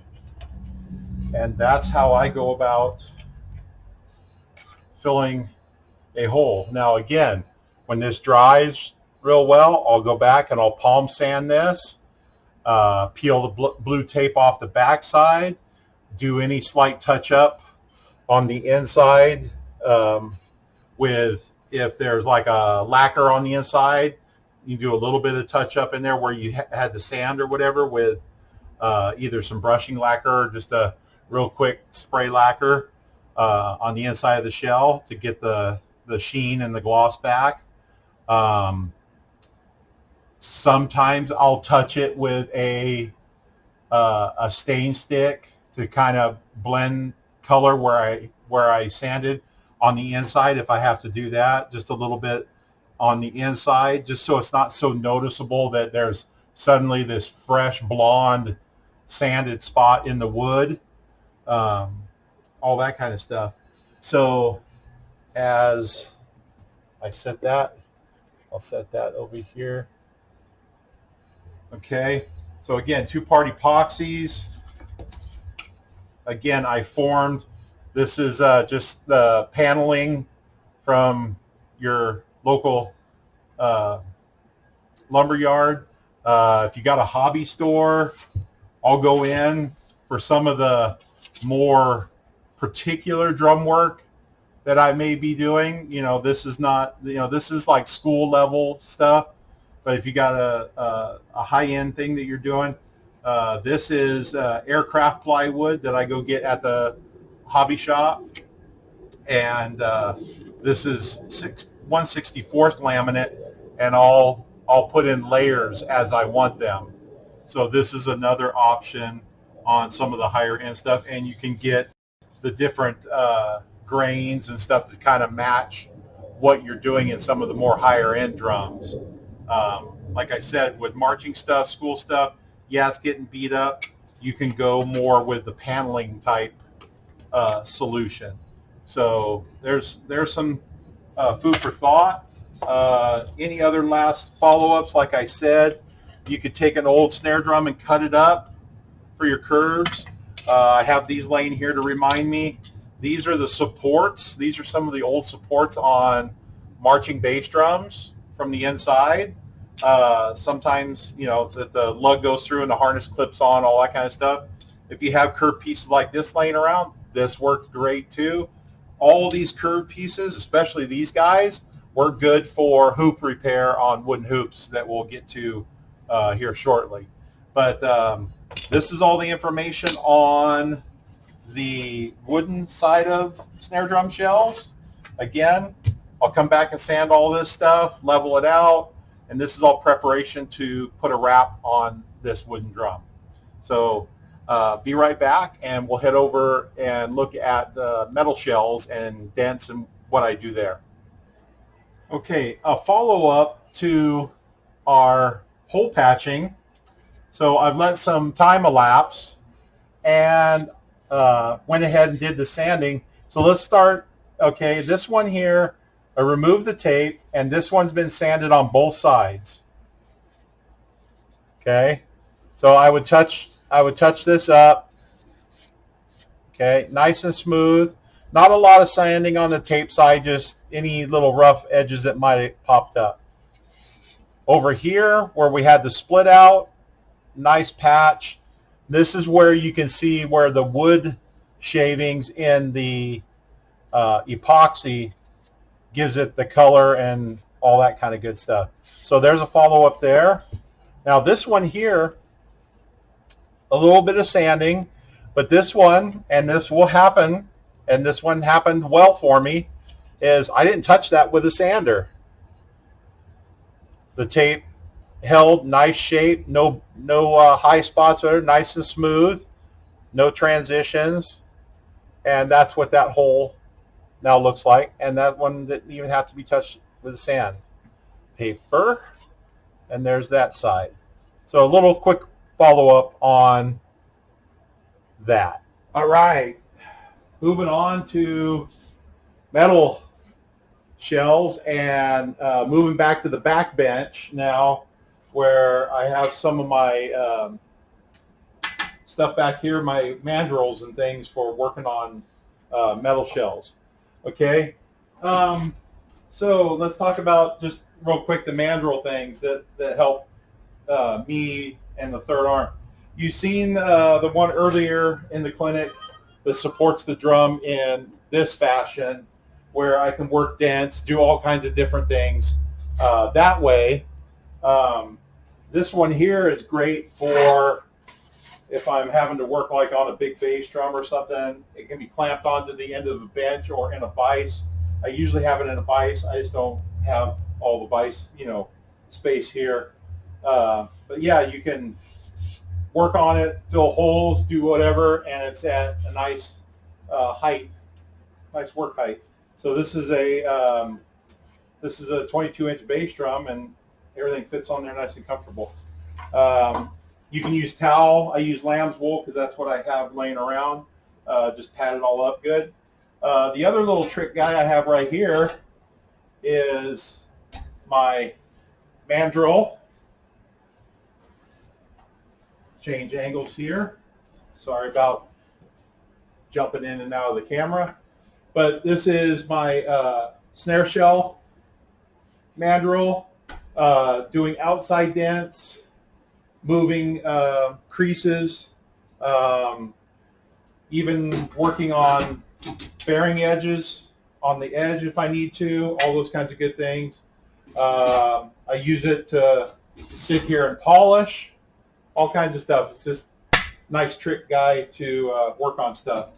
I just have to make yet the inverse of this to where I can work from the inside and work dents from the outside in and inside out, both directions.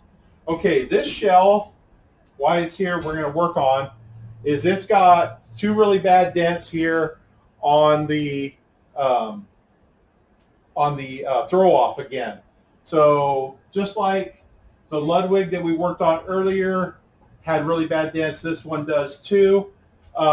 This one, the Ludwig doesn't quite fit on this one. I need to make another little bit size smaller. But anyway, I'll be able to move the dents on the Ludwig and or on this. This is an import, pardon me. So anyway, now that it's supported with the wood mandrel, I can sit here and work the dents. Okay. On this import, we got a crease here, and the dent comes into the crease a little bit right here. And let me rotate that over a little bit more towards you. I know it might be a little harder with the reflections and stuff, but we got a little dent here in this ring. It's got 5 little rings or bead rolls here. So that dent kind of crept over into there, and there's a couple ways we can do that. We can go to the tools I have back here hidden, where you see me jumping around with my hands, and I have some of these shapes where you can get down in that crease and work the dent down in that bead roll or that crease and work it out. I also have some hammers. This happens to be a tack hammer that has a nice edge on it, and if you got to get real aggressive with it, you can move it down in that crease there. Again, all the usual dent techniques.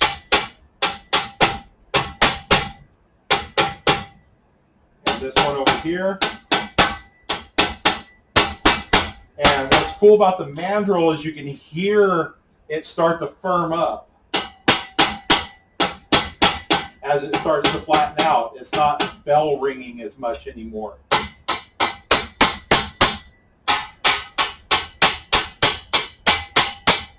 And then if there was something up with the bearing edge, like I said, you can bring it up here and you can work the flare of the bearing edge against the edge of the mandrel. So these give you lots of different things to be able to work on and ways of getting it worked out. Okay, so there's a little bit about that guy. The Ludwig I have back here, same thing. We were working on one of these in the first part of the clinic. If you got to get down in that crease right here, you know, we'll be using some of these other modified nylon pieces to get down inside, like so. Okay, so in that case, like I was showing yesterday, I used the saddle over here, and I used hockey pucks so that I could get in the saddle and go accordingly. This tool, like I said, it's nylon and it's beveled differently on each end. I'm able to also reach put this hammer down. I'm able to reach really well with this one into the bearing edge to push the bearing edges out and work them out if they've gotten hit and flattened. This also works on the import. I've used this on the timpani. A lot of these are just kind of like my bearing edge and bead rolling and all that kind of, moving things around when it comes to working on the shells and bearing edges and bead rolls and stuff that are on drums. So there's a little bit about that. Again, I've covered hammers and all that kind of good stuff. Different shapes of padded pieces of wood. Like a lot of this stuff, if you watched my timpani or attended my timpani clinic, these are all different things that do get recycled from different drums to solve different problems in different drums. So metal stuff, pretty straightforward, but these are the different mandrels or holding devices and techniques and different things that I do to move them, to be able to move the metal and achieve what I need to get as far as roundness and everything like that. Okay, so that covers wood, that covers metal. We'll move on to the next segment. All right, continuing on, new fresh day. We did all that previous snare stuff in one day. We're going to start a second day of filming here. We're going to dive into the deep end or go off the tracks or whatever. We're going to start talking about the non-typical things that you can try to tackle in your shop for all intensive purposes. We're going to start with badge removal like I have here on the side cam. So I'll go ahead and refocus. We're going to talk about badges, removal, replacing, all that kind of good stuff. You'd be doing all this because you're going to change the color of a drum for someone. So we'll push pause. I'll get cameras reset, and we will get going. All right. All right. So let's go ahead and just jump on in, and I'll walk around a little bit here on the bench, some of the things that I have that you'll need for doing the badges. Back here, I have my array of countersinks or unibits, things like that, to help get the air vent removed, cut out. The couple ways that you can go about it, peeling it off. You can use your heat gun with your putty knife. Or you can use your monofilament or dental floss for sliding in behind. I'll demonstrate all these different things. Basic hammer, all those kinds of things. I'm going to be using my rest to hold everything while I work on it. I'll try to turn things to camera so you can see them better. I have my hockey pucks in different blocks here and some tools over here. These are some tools I've made, some tools I have, and I'll go through those. A doming punch.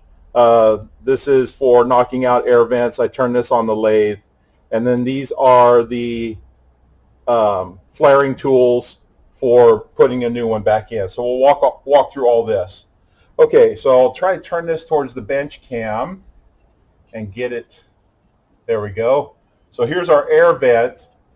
And what we're trying to do is we're trying to knock that flare off. And you can use a round file, you can use different things like that. But I found that a countersink works and makes it quick. So I'm just grabbing my hockey puck. I have an offset hole drilled in my hockey puck to give me some elevation, and we're going to work this all on here, and I'm all good. And we're just going to go slow. We're not looking to make wood chips. We're just looking to knock that brass flare off. little bit of rotation.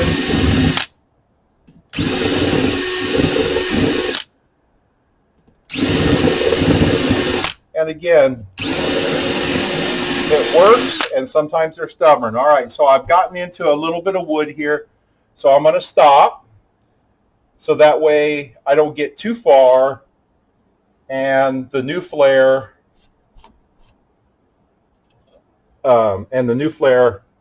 won't cover it. Okay, so now I'm just going to take the screwdriver, and a lot of times I can just pop it with my hand.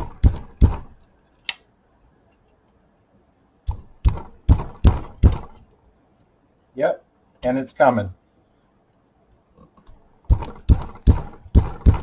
Okay, so I got my one tool here.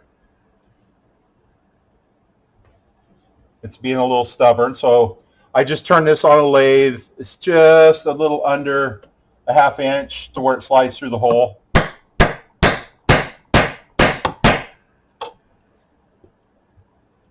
Okay, so I'm going to take my hockey puck out of the way now. All right, so we have it starting to rise.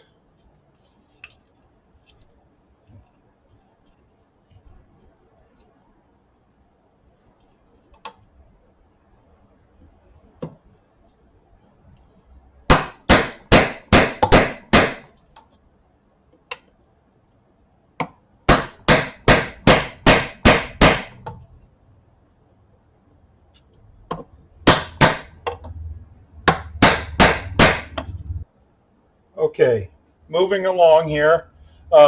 In the effort of full disclosure, I was starting to have a problem. I was getting into too much wood. Okay, I haven't gotten any kind of point of no return. This one just happens to be a real booger. So I ended up changing, and here's what I've tried. I've changed to the unibit, the shallow unibit, to get some more brass material off. I managed to do that, and we're still hung up in the hole. So what I've done now, or starting to do now, is pushing up, and I'll try to go this way. I'm just kind of just grabbing that flare. Trust me, 8 out of 10 of these come out really good. I literally grabbed a drum out of the pile, and Murphy's Law, of course, I'm going to film it, and this one wants to give me a hard time. So I ended up using a couple different bits. The one I started off with, and then I switched to the unibit. Got a little bit more success with the unibit to get some material shaved off, and even tapping, we're almost there. And what I'm trying to do, like I said, I'm not trying to enlarge this hole and shave a lot of wood out, and just keeping this hole. And you might think you want to come over here and pry, but you don't want to mar up the badge, okay? So you might think you want to go over there and pry, and that's not really what you want to end up doing. Okay, so I got a lot of the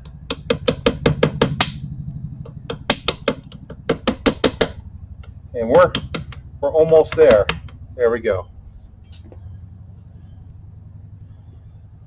Now, believe it or not, this is still usable, not on this drum, but I would belt sand or Dremel this back down smooth like I've done with some of these off of other drums, and you can recycle the wood ones to a metal drum because the metal sided drums are so much thinner.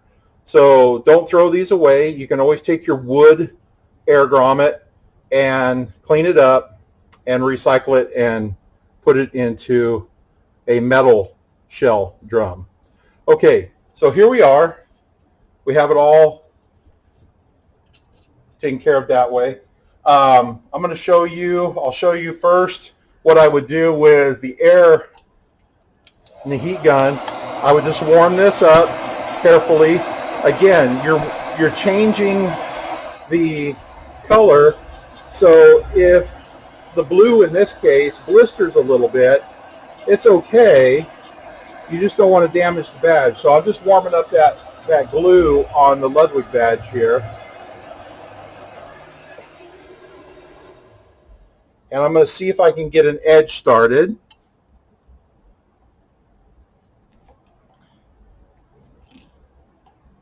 And if I can get an edge, there we go. I got an edge started. And again, we're going to go slow because we don't want to put a crease in this aluminum badge. Now, that's how I would go about doing it with the putty knives or the paint scrapers, okay? I would just warm it up and go slowly and go through, okay? Another technique is the monofilament. This is the really thin 10-pound test line. A good couple of feet of it so I can wrap it on my hands real and fingers real easy. And this works off of cases and stuff too, for instrument cases. Warm it up a little bit with the heat gun to soften the glue, and as you can see, I'm just scissoring it slowly through the glue line, and there we are, just like that. Like, it works great for getting the badges off of instrument cases. For those of you who them, or if you want to actually put a badge in the case or whatever the case may be, that's how you get these off without damaging severely. So I'll set that aside. Okay, dental floss in some cases works great. I've tried it, breaks, more often than not. Okay, so here's the, okay, so we went and we took it all off, and let's pretend that we recovered it, okay? So we covered it, our new colors on there, all that kind of greatness. We want to put it back. Of course, and I'll try a little bit of Goo Gone here since things are warmed up.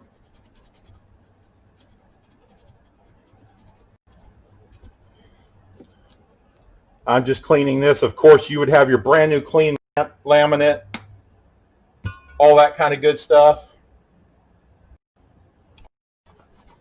So we'll pretend, for the sake of the clean here. All right, so our new badge, you'd clean this up, wipe it down, all that kind of good stuff.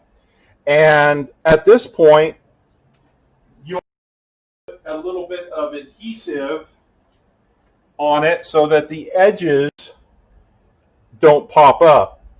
So I use the high adhesive two-way tape, 3M products, even some carpet tape, high adhesive two-sided carpet tape. And what you'll want to do is I just take it and I just literally put some small tack strips on here. I don't worry about doing the whole entire thing.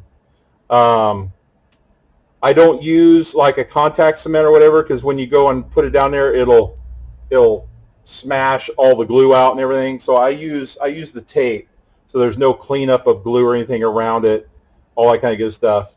And that just mainly is to keep these edges and stuff down, keep them from hanging up or getting hung up on. Okay, so we're going to reapply again for the sake of the clinic.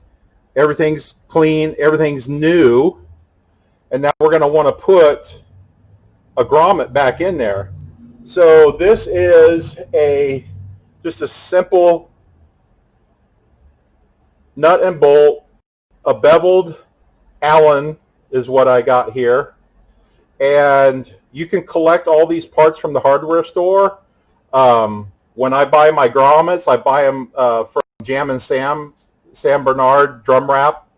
All the information is in the clinic. You can buy the grommets, whether they be silver or black or brass. You can buy all the different sizes. This one's for wood. It's a long depth. They have the short depth. Here's a brand new short depth for a metal shell. You can buy these grommets from Sam, and you can buy the tool from him too, or you can just, like I said, go to the hardware store and gather all this up. Like I said, it's just a beveled Allen, okay, 5/16 by 1.25 inches, I believe is what we got. Let me throw a, no, it's 1 inch from the bottom of the bevel, so 1 inch. And then you have a nylon sleeve that fits in the air grommet, 5/16 inside, to a rubber washer for cushion, and this all goes on there. So how this all works is under the pressure of the screw with the nut and bolt on this side, it flares it back out again. So I'll go ahead and install. So again, the nut through, and I'll do it from this side, and then I'll pivot around, and this guy goes in like that. Okay, now I'll pivot around to where you can kind of see the inside. It's against there. Your nut and your washer, and then you're going to squeeze this all down. Okay, so again, there's our inside, there's our outside, and 9/16, and so I'm going to see if I can do this slow enough and on camera for you to see it from the side as I start to flare it.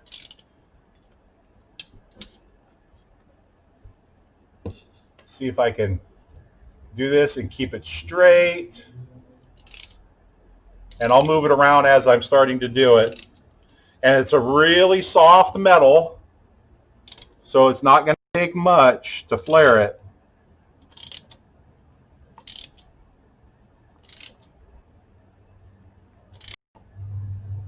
And you just keep going until it's snug.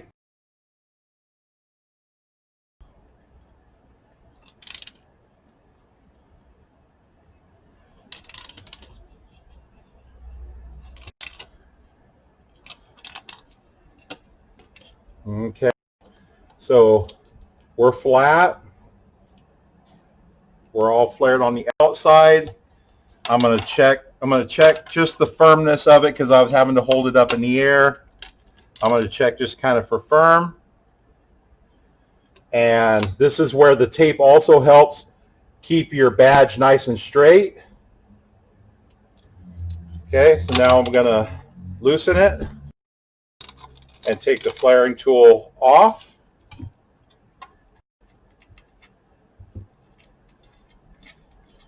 And we might have to give it a tap from all that pressure.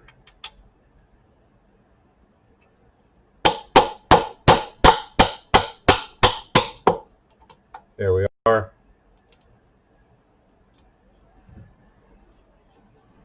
Okay. There we are. Just like so. So there's the outside of the flare. And now there's our inside of the flare.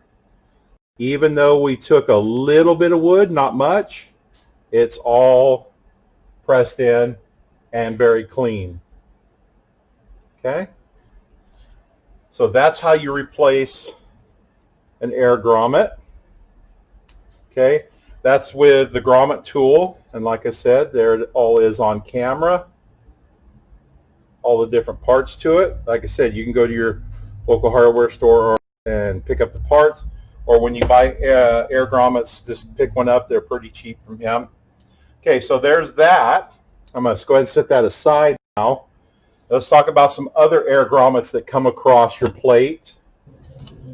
All right, so these are some different types of grommets here. All right, so we got, this happens to be a pearl pressed in air vent. Okay, right now it's all pressed in. I'll show you how that works. We'll start with the removal of it. And then here's a threaded vent. So we'll start with the threaded because it's really simple and easy. A lot of the marching stuff, newer marching stuff, and depending on, a lot of the drum sets will have these on there too. So it's literally a threaded grommet. Okay, so literally a grommet that is all threaded.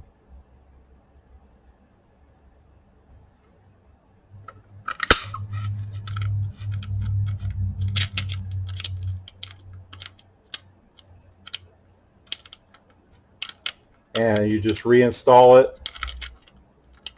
I'll flip it here.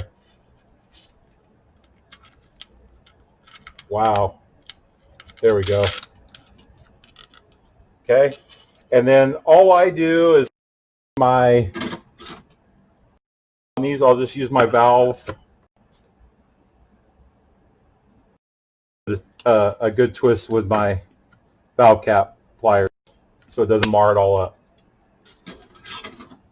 All right, next, pressed in.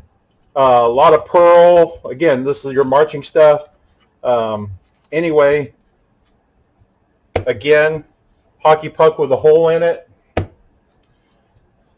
Line the hole up, all that kind of good stuff. This is where this guy comes back in. Okay.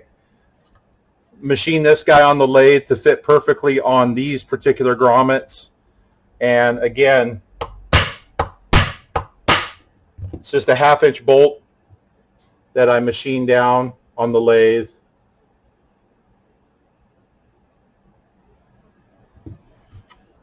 And you're literally, it's 2 halves.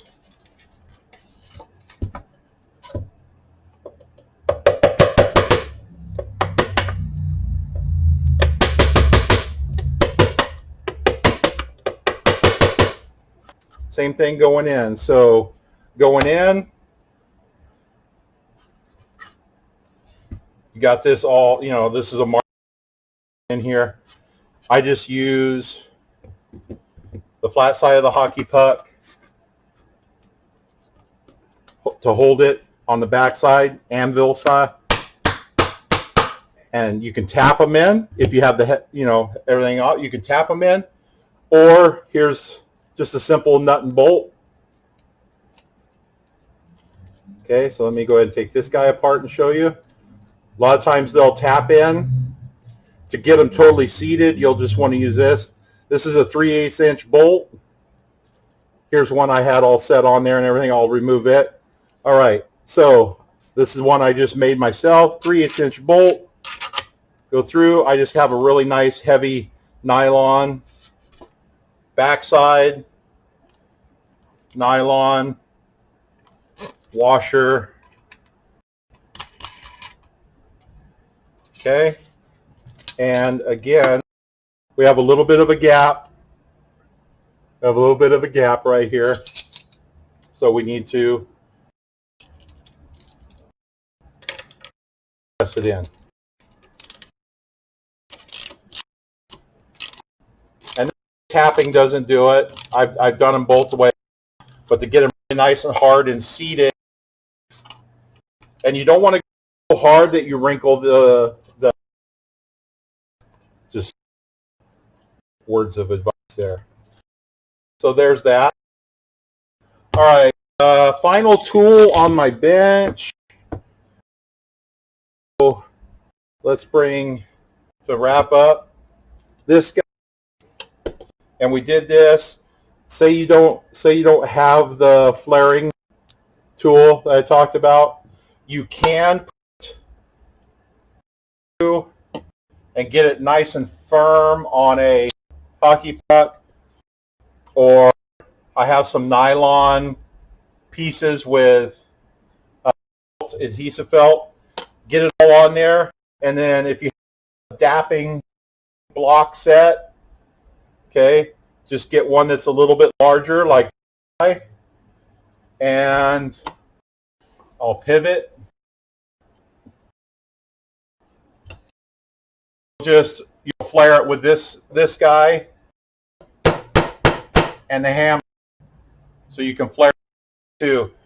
You don't have the tool from the drum rack.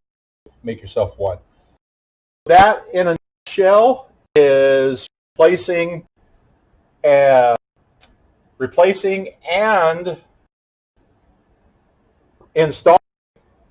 installing and removing all these guys. Okay? All right. Okay, here we are at our next segment. We're going to talk about wrapping a drum, putting a new color on, changing things up, freshening a drum up. All right, so I have my drum right here. Let's talk about ordering. So I order a lot from Sam Bernard, and he gives all the measuring instructions and things on his website, but he'll ask for just, your dimensions, and this hat happens to be a 5.5 by 14. He'll do the math. He'll cut you a piece to fit, all that kind of good stuff. You just have to wrap it on. Or you can buy, like what I have here on my board, is you buy a sheet. This was a big full sheet, like 30 by 54, 52, something like that. This was a big sheet that I did a drum set, and this was the remnant left over. So I had enough of a remnant to be able to wrap a snare drum. So anyway, you can order just what you need. And what's cool is most all of them, Sam's who I use because he's out of Phoenix. He's close to me. And anyway, they will account for the difference that you need. So even though the drum is 5.5, you're not going to put a piece on that is 5.5 because it's going to interfere with the bearing edge. It has to have about 1/4 of an inch to 3/16 of an inch space from the top to the bottom. And that's why I say they do all that, and you don't have to worry about it. So even if you're doing a drum set, you can give them the exact sizes. Everything will be cut. Everything to where you just install it. You don't have to do any cutting. So anyway, that's a little bit about ordering it and everything. And they all have on their websites, they all have chip charts, just like you would go in and choose a paint in your hardware store or whatever. There's chip charts on what colors they have. You can refer your customers to the online for chip colors, or print a colored sheet to have in your shop for them to look at. But anyway, you can get all your supplies there. I haven't ordered it in a long time, but you used to be able to order it. I'm sure Sam will still do it if you ask. But they'll install the tape on it for you, where the tape needs to be, and all that kind of good stuff. And the high bond tape. So I'm just going to briefly talk about cutting. So if you were to buy a sheet of this and cut it, you can. I use a 1x4 piece, or not 1x4, pardon me, 1x6 piece of poplar. And I have a 6-foot straight edge. And I use binder clips on each end to hold it in place. And that allows me enough give to be able to lift the straight edge and slide the material underneath it and be able to cut and have my straight edge on there. So anyway, so I pre-cut this So if you are cutting, here's how I go about doing the measurement. So I have my flexible, and I'm going to do my outer,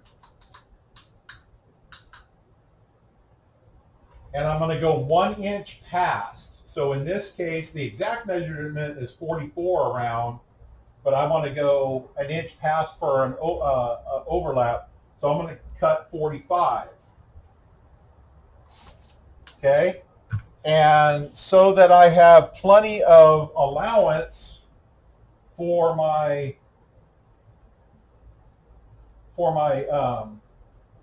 bearing edges, I'm going to cut the width or height of it at 5. Okay, so as you can see, I've already done all that. That's where those measurements come from.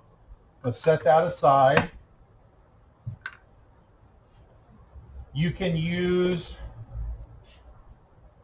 I use a white wax grease pencil to make my markings and things like that.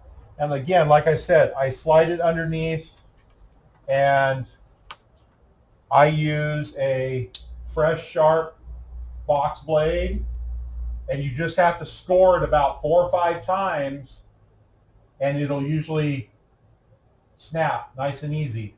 Okay, so you just have to score it kind of deep, and then bam, it'll snap. As you play with these, like in this case, this is a glass sparkle. You'll have to take a sanding block, and sometimes the little edges of the glass sparkle will protrude out, and you'll want to smooth those off. The laminate also comes with the protective film over it. So there's the real deal with the film off of it. Really pretty. Okay. So there it is, ready to go. So I'm going to flip it over. You install your tape right on the very ends. And I'm going to go ahead and there.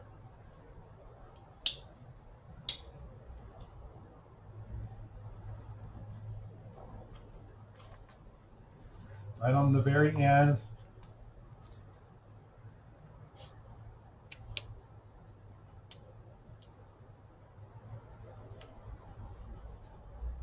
Like so.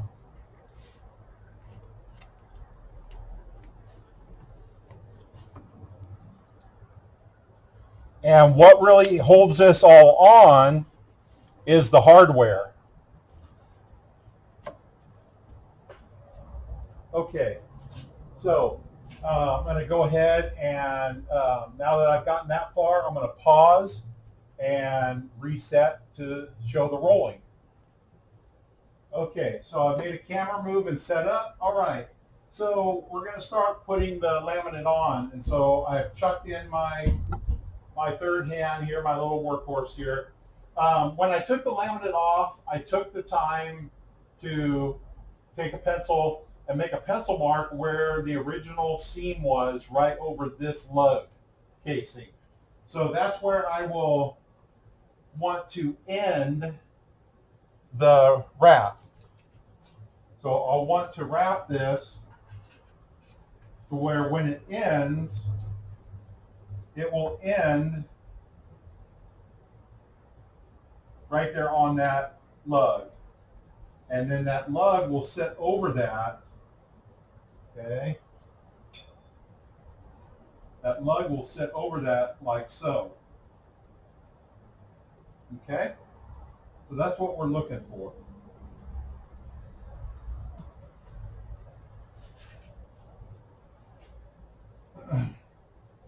All right. So we're going to peel the tape, and to make sure that we have a good square edge and we start everything, I take my square, because I use my square with my grease pencil to do all my cutting and everything across. So I'm going to go ahead and make sure that I have a nice square edge, and I just put a light pencil line for reference. Okay, and we have our start. I'm going to peel my tape, and then I'm going to collect my spring clips.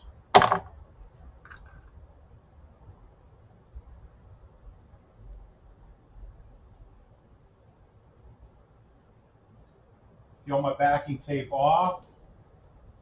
Okay, so now I got my pencil line for reference. Just a little past the holes, right there. And now I'm looking at my bearing edges.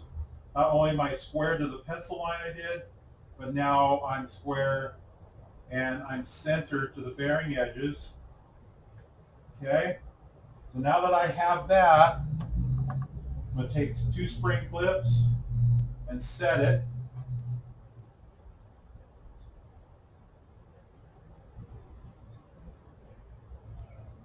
And then I'm just going to take my thumbs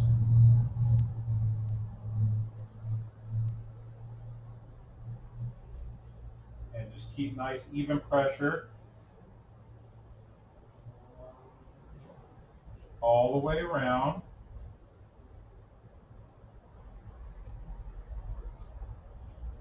Okay, and then I'm going to take my 2 other clamps, clamp it off away from the seam. My seam is totally open and available to get to. This side is stuck down. Okay. All right, so now what I'm going to do is I'm just going to kind of look at it and make sure I don't have any puckers or weird things going on, that it's all tight. Again, this is all floating.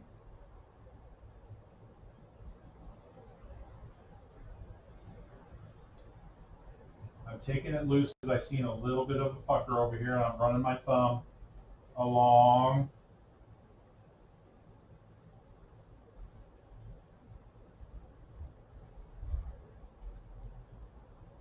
Okay, looks good to commit to. All right, so we have our protective film that we need to peel up, and we have our protective film here up. So now all I got to do is pivot and get our double stick tape off of our other side.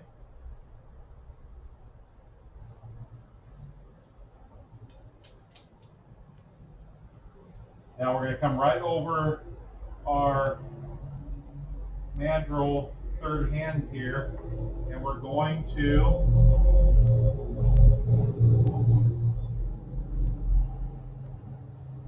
go ahead and commit.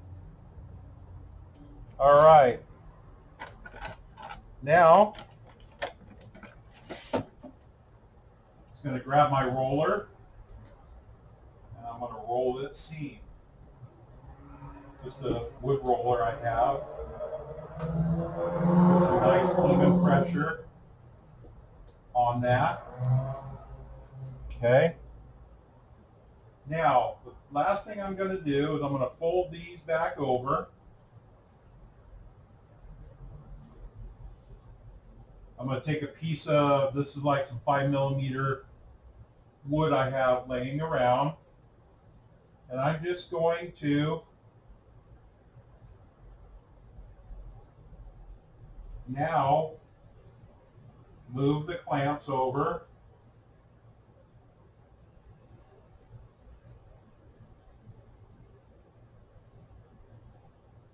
to put pressure on that seam. So I will now just set that aside and let it, let it get good and firm and sticky. Okay. So while that's holding, I can still go around. All right. Now, hardware. So we go to the unibit. What's great, and you want a unibit that has the deep steps. You don't want a unibit that has the fast steps. Let me grab one. I think you remember it from earlier. Yeah, you don't want one that has more steps or faster steps. You don't want anything like that. and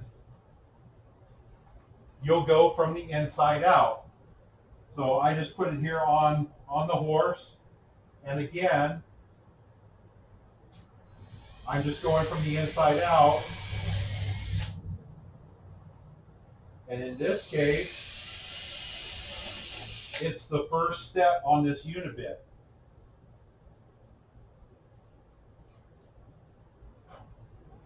Okay, so now that you have them on the outside like that, you can use the bevel of the unibit to go from the outside in.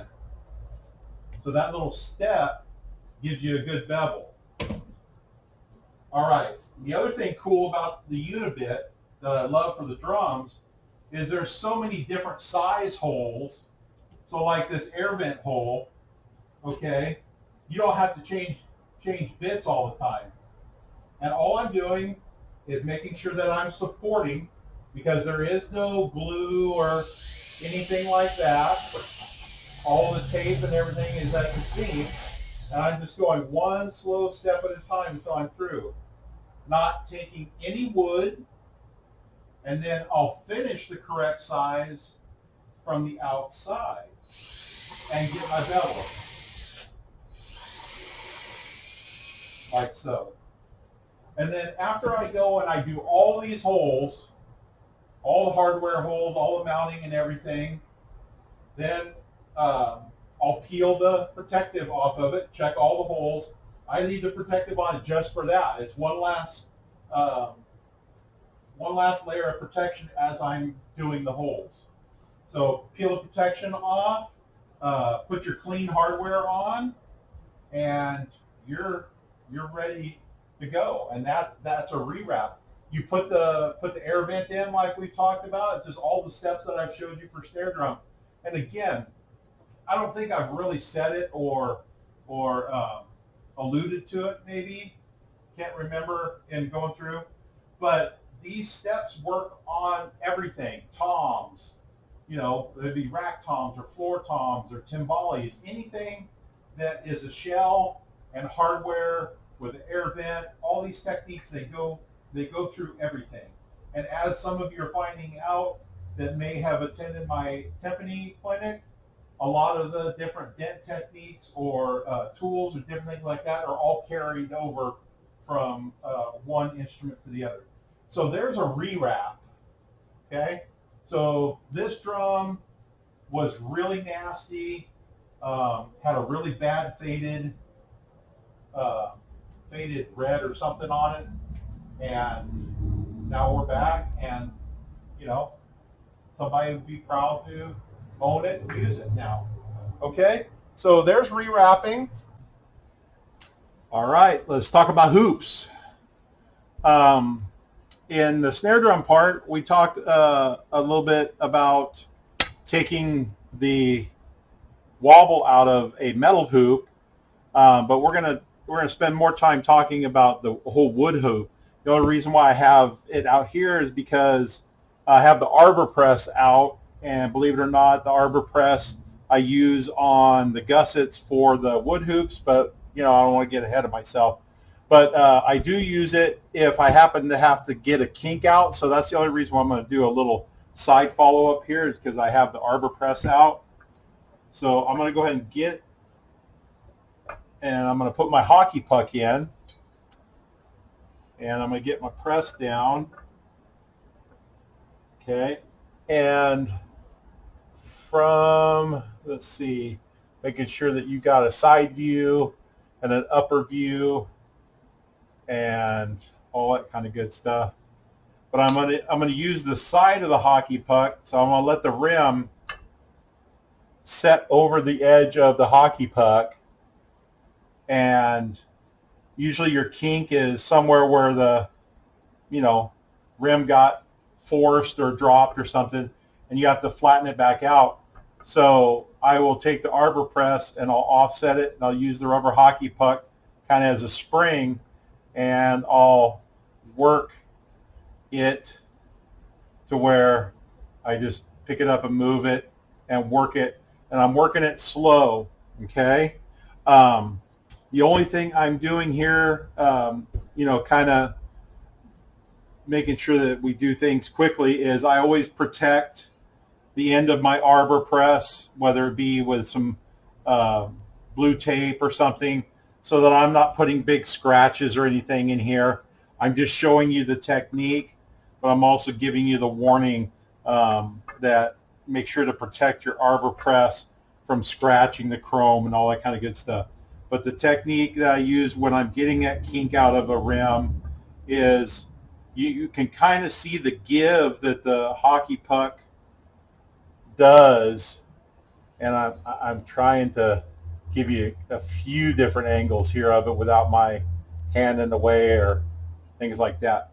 But that's how I work at kinks and things like that. And again, make sure everything is protected. So really, this is all about wood. Okay, so I have two samples here of broken hoops. This is a delamination, which is pretty common in hoops, is the glue actually goes bad and we have a delamination. Okay, this is actually really easy. Basically get your marks lined back up.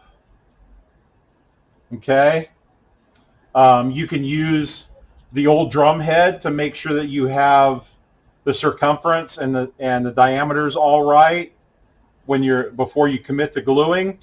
But get everything all lined back up where it used to be. Get you some wood glue brushed in there and clamp it down. Now, let's talk about clamping. There is nothing wrong once you get your wood glue in there to go ahead and use spring clamps. I do it. Not a problem. Okay? You can also use your F-style clamps. Okay? Your quick grips, and do it like that. All right. So I've taken it like one step further, and you only need a few of these, and you have pretty much what you need. You don't need to make everything. So this is just a 2x4. This is one of mine for a 22-inch hoop. This is most common, this drum set size. Okay, so I literally took a good hoop and I drew the outline in the middle of the 2x4, just like so. And I took it to my bandsaw and cut it. Okay? And then I just put a couple witness lines for A and B so that I can line it up the same way every time.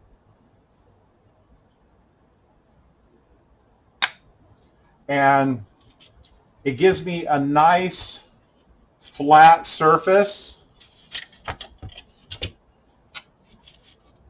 to clamp. So I'm going to go ahead and line this up, even though I have not glued it.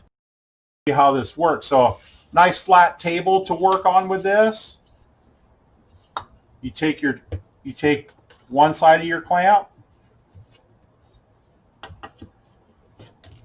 and the second side of your clamp. Everything's lined up, everything's good. Now you just take your clamp and you have a nice square firm surface to clamp your hoop to where it has its nice shape again and everything. Just a little sidebar, when I cut it in my bandsaw, I used my orbital, not my orbital, but my oscillating spindle sander, and just kind of took some of the teeth marks and smoothed it all up and everything, and then checked it with the hoop and all that kind of stuff. Just did a little fine tuning on the oscillating spindle sander. But that's what that looks like when it's all glued up, gives you nice flat surfaces. Awesome little thing. If you have a 14-inch, say, snare drum hoop that you're doing, you just have to trace it and do 414. Like I said, about 5 or 6 different sizes of this, and you're good to go on different things. But for most of you dealing with maybe drum set work or things like that in your shop, 22 inch is your common. And the reason why I say 5 or 6 different sizes is if you ever get a marching band bass drum in where you got to fix a marching band bass drum hoop, you'll be making anywhere from an 18 to a 24 to whatever, or even like a 36-inch concert bass drum. So I just, when I'm not using these, I keep the halves together. I rubber band them, and they're marked and everything, and they just go off on the shelf with all the other tools that we use. Okay, so there's how delamination and how I go about that. So I'll set that aside. All right, let's talk about a severe break. All right, you might be looking at this and going, no, probably not doable, because this one is not only snapped, but it's split. Okay, so order of operations here is I would take care of the split. Okay, in this case, I would open it up, get my glue in there, all that kind of good stuff. I would take a 3/32 drill, and right here where the split is really close to the edge, I would drill straight down through the lip right here with the 3/32 and maybe 1, 2, maybe 3 places along here at the most. Drill 3/32, drill down into the meat, and what I'm getting at is we would pin this. So 3/32 drill all the way through, and I would use toothpicks to pin this. So 3/32 drill, get it all cleaned out and everything. Get your wood glue all the way down the split. Get you some wood glue down in the hole and on the toothpick, and then just drive the toothpick home. Cut the tip off of one end of it so it's more blunt, and drive it home until it gets to the bottom, and break off with some side cutters or flush cutting side cutters, whatever, off the top, and you can sand it. So that will not only glue it, but pin it on a split. Okay, so that's the way I would approach the order of operations here.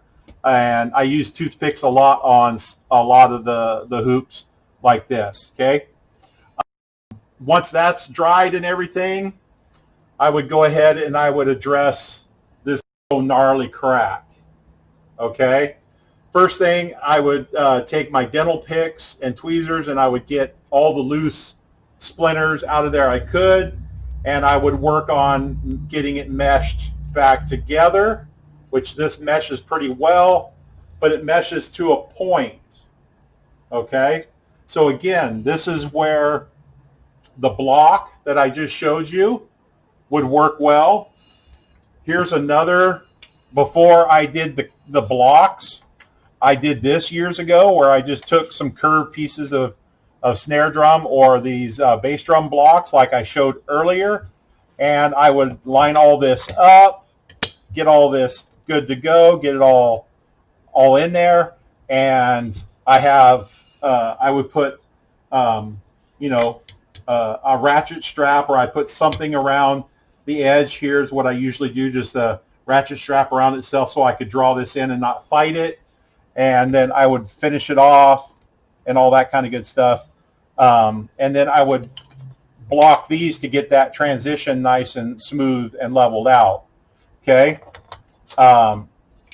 but it's going to need some support. I wouldn't send this back out, even though I did the pinning here with the toothpicks, and I might use the best glue I can get, to do this mesh and everything back. But I still wouldn't trust it with just glue only. So that's where I talk about these hoop patches. So what I have here on the table in front of me is a couple of diameters that I use. This is 1/8 by 1 aluminum, and this is 1.5 by 1/8 aluminum. Just, you know, the stuff from the hardware store in the window metal section. And then I drill just a basic offset pattern. So looking at this, I would be setting this crack up to live right in the center of all that right there. Okay, like that. So the crack would be living there, and it would be like so, and I center it. Okay, I center it, and you don't want the patch to be too long because you'll interfere with where the claws go. So you want to make the aluminum patch as small as you can, but yet still be strong. So we got to form this. So this is why the arbor press is on my bench. So again, with the hockey puck. Okay, so we're going to use these to form. So I'm going to form this guy here to be for that, and I'll show you how I do that. So I got my shape in there. I'm going to lay my patch in there, and then I'm going to use my hockey puck like so on its edge. Line this stuff up, and of course the spring action of metal, it comes back a little bit, but you're going to work it. And I've tried this in a ring roller. The ring roller leaves the serrated markings all over it, and it just doesn't look nice. It gets all scratched up trying to put it through a ring roller. And honestly, something as small is hard to get through a ring roller. So I would, you know, I could, I guess, take the 4-foot piece that I got from the hardware store and run a basic arc on the whole thing and then just cut them as I go. There's all kinds of ways you can go about this, but I just work at it a little bit with the arbor press. Okay, and then of course it's not going to get it all the way there. I'll hold up the good side here. It's not all the way there yet. Okay, so of course I'm going to do some handwork with it. I'll put it in my vise and tweak on it a little bit. You know, all kinds of stuff. You know, put it over here on using my small vise here. But again, let's see. There we are.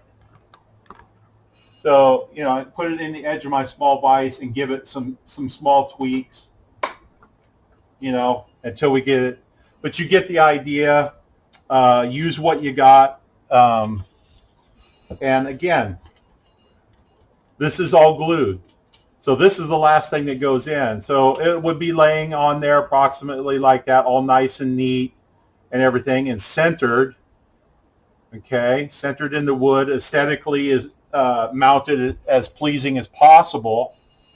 And then mounting.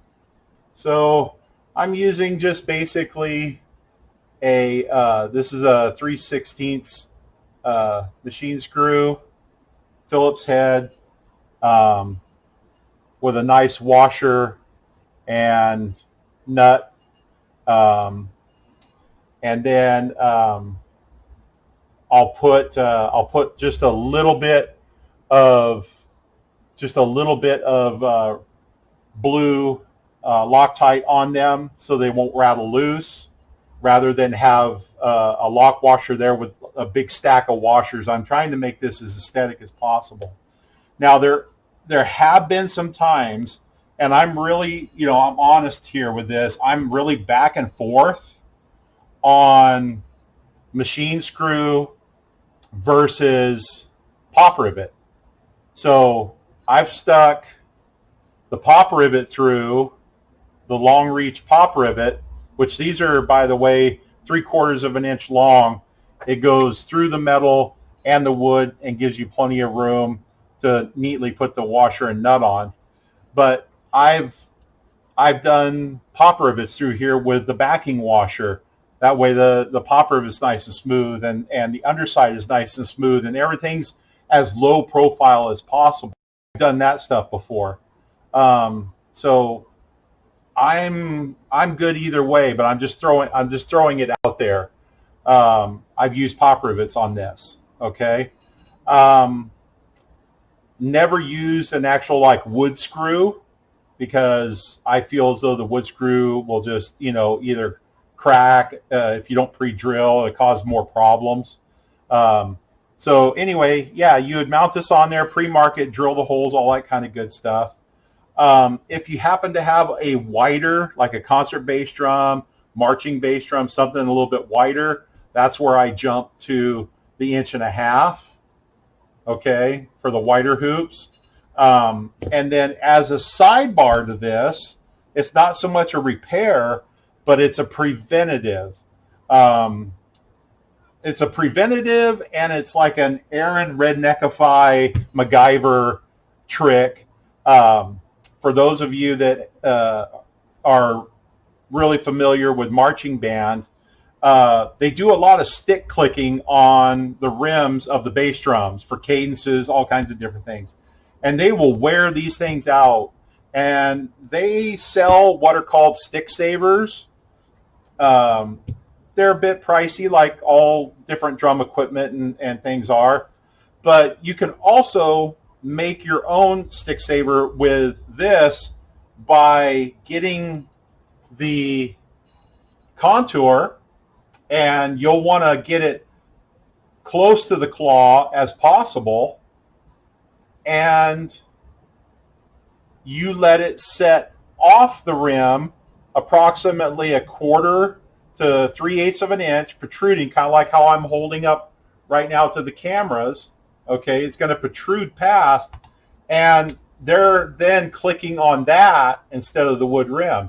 Of course, this would get bolted nicely to the rim. And again, those are some things that I've done in the past and for groups to help save money, all those kinds of things.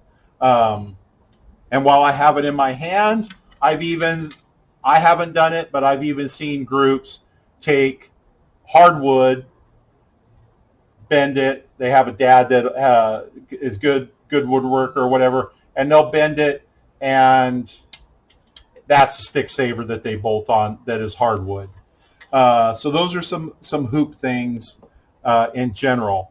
There's only one other follow-up thing to do with talking about hoops, and I'll come back and clear the deck and talk about that.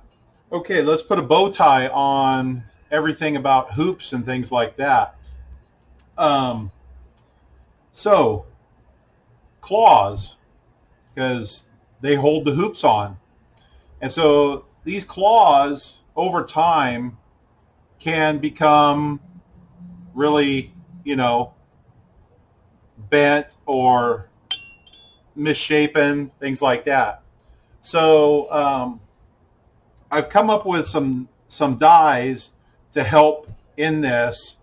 I'll explain how to make them if you want to go ahead and make them, and how I use them and all that kind of good stuff. And I need to grab a tension rod. Almost forgot a tension rod. So anyway, we got two-sided dies here, and I'll just walk through them.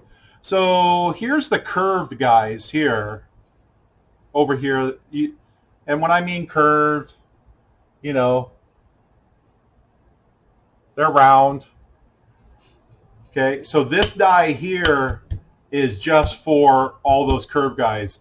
imports, Ludwig, whether it be the older WFL, whatever the case may be. Okay, curve stuff. Any of the stuff that is more square, whether it be like a Tama or a Yamaha or something, or a Pearl that has more of a square. And then in the special case with this one, this is an older Slingerland that is round and at a 45-degree angle, so its own special circumstance. The square and the Slingerland is in this one here. Okay, so straightening all these. I made these to where they can be chucked in a vise, whichever way you're going to need them, so that you can hammer on them and move the metal around on the claw. So just simply flipping them. All right. Dimensions that I happen to use. So this is 3" by 1/4" flat bar stock.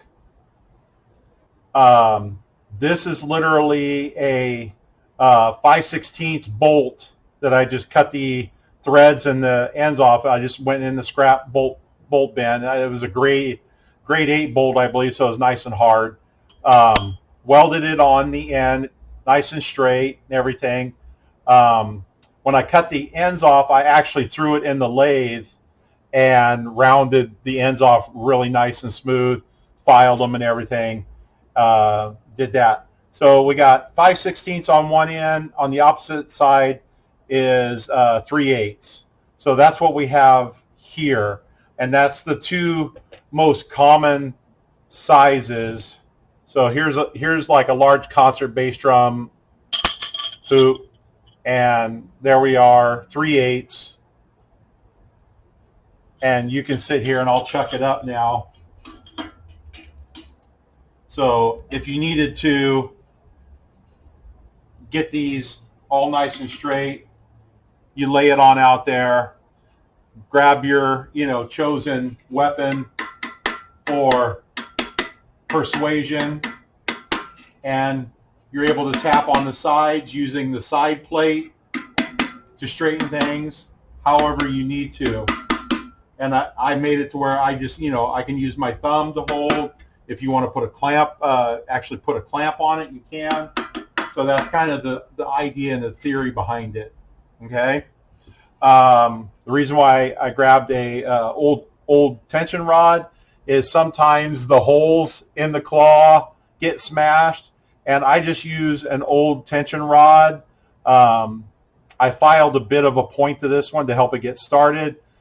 You can see that it's just squeezed together. So it's just a matter of using the tension rod, and I open it up. Once I get it back open, I can take another piece of drill rod or even a tapered punch and get it opened up a little bit more to where it's nice and free.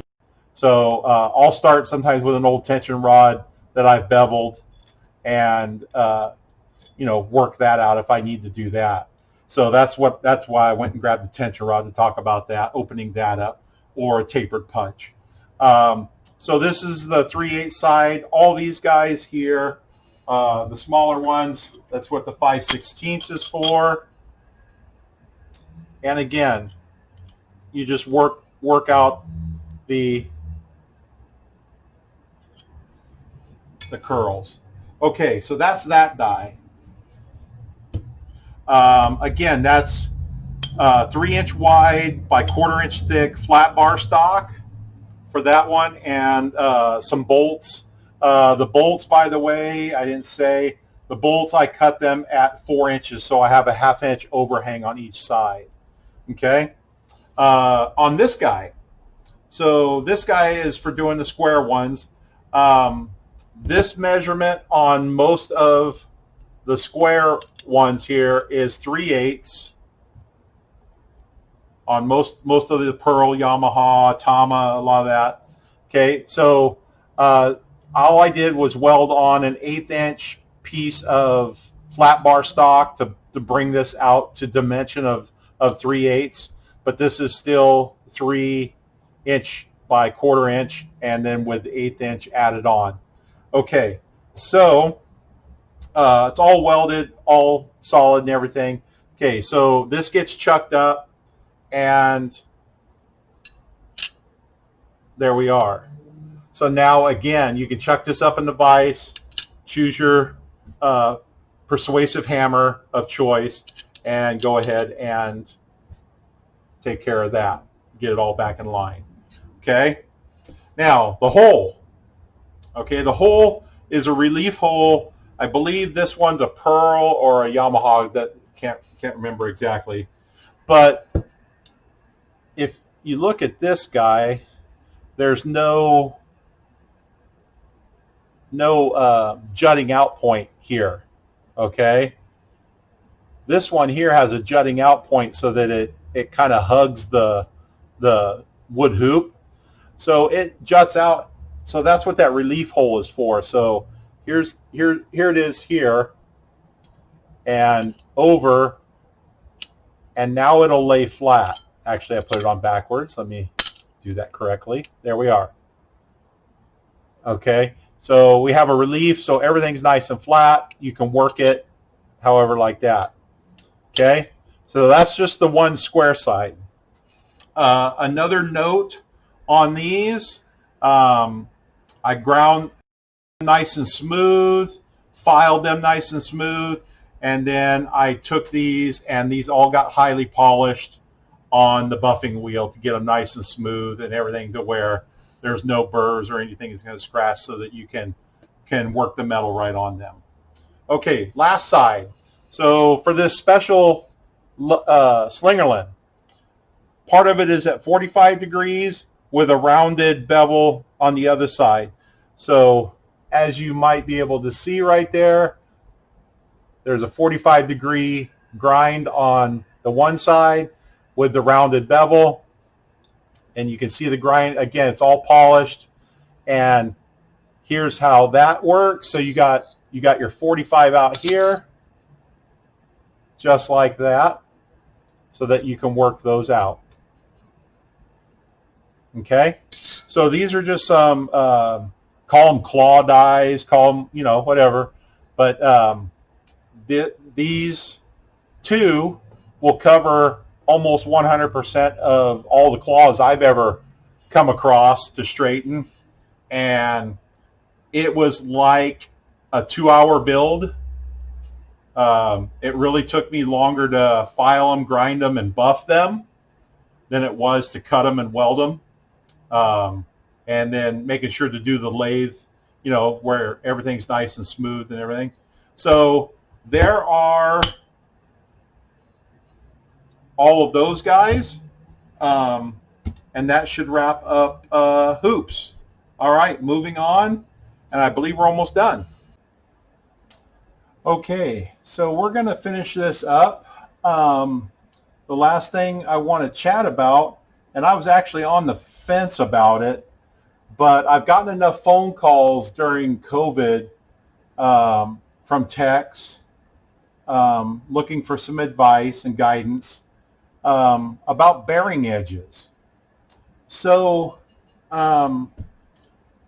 bearing edges. A lot of people are, kind of scared about them, and they can. It's a very critical part of the drum.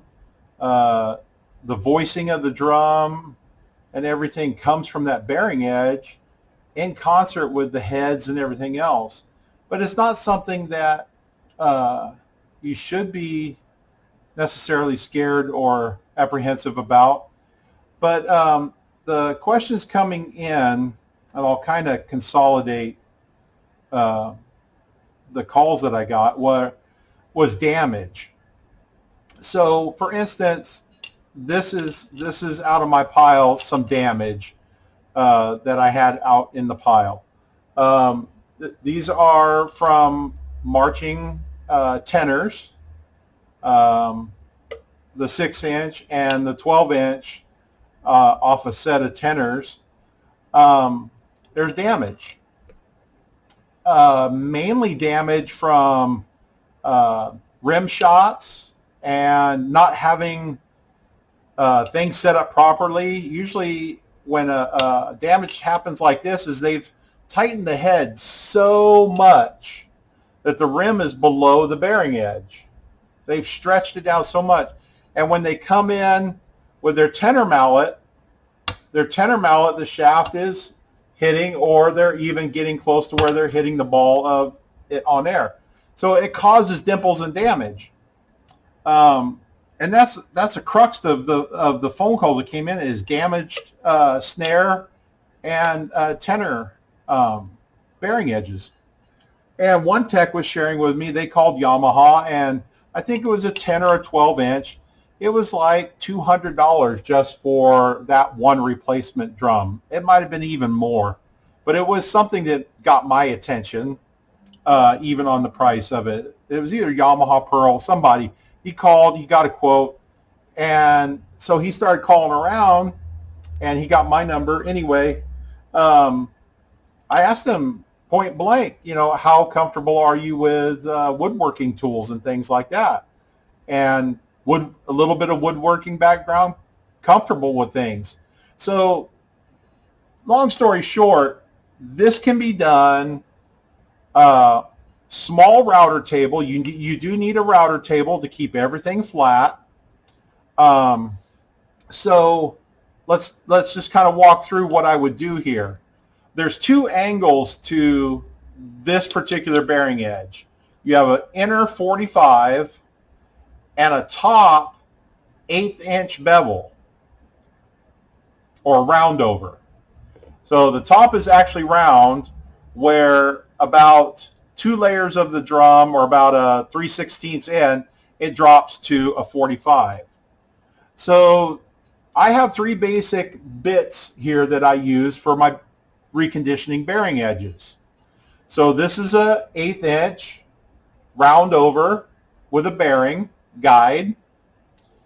I would be taking it and setting my depth and everything, and I'll do multiple cuts. Like I said, I was on the fence about talking about this at this point, because this could be its own video and its own, hour and a half long clinic. But I thought I got enough phone calls to, warrant it. So I use the round over and the 45, and it's all about setting your depth and getting things to where you're comfortable. Okay. Same thing here. It's a 45 with a round over. Honestly, a lot of times I will do the round over by hand with sanding blocks. But like I said, this could be its own whole video. So basically that tech, my reasoning to him was, okay, the band director and everyone was willing to buy an expensive drum to replace it. That's great. If that's what you want to do, whatever. But I told him, okay, they're willing to do that. What's wrong with experimenting on that drum?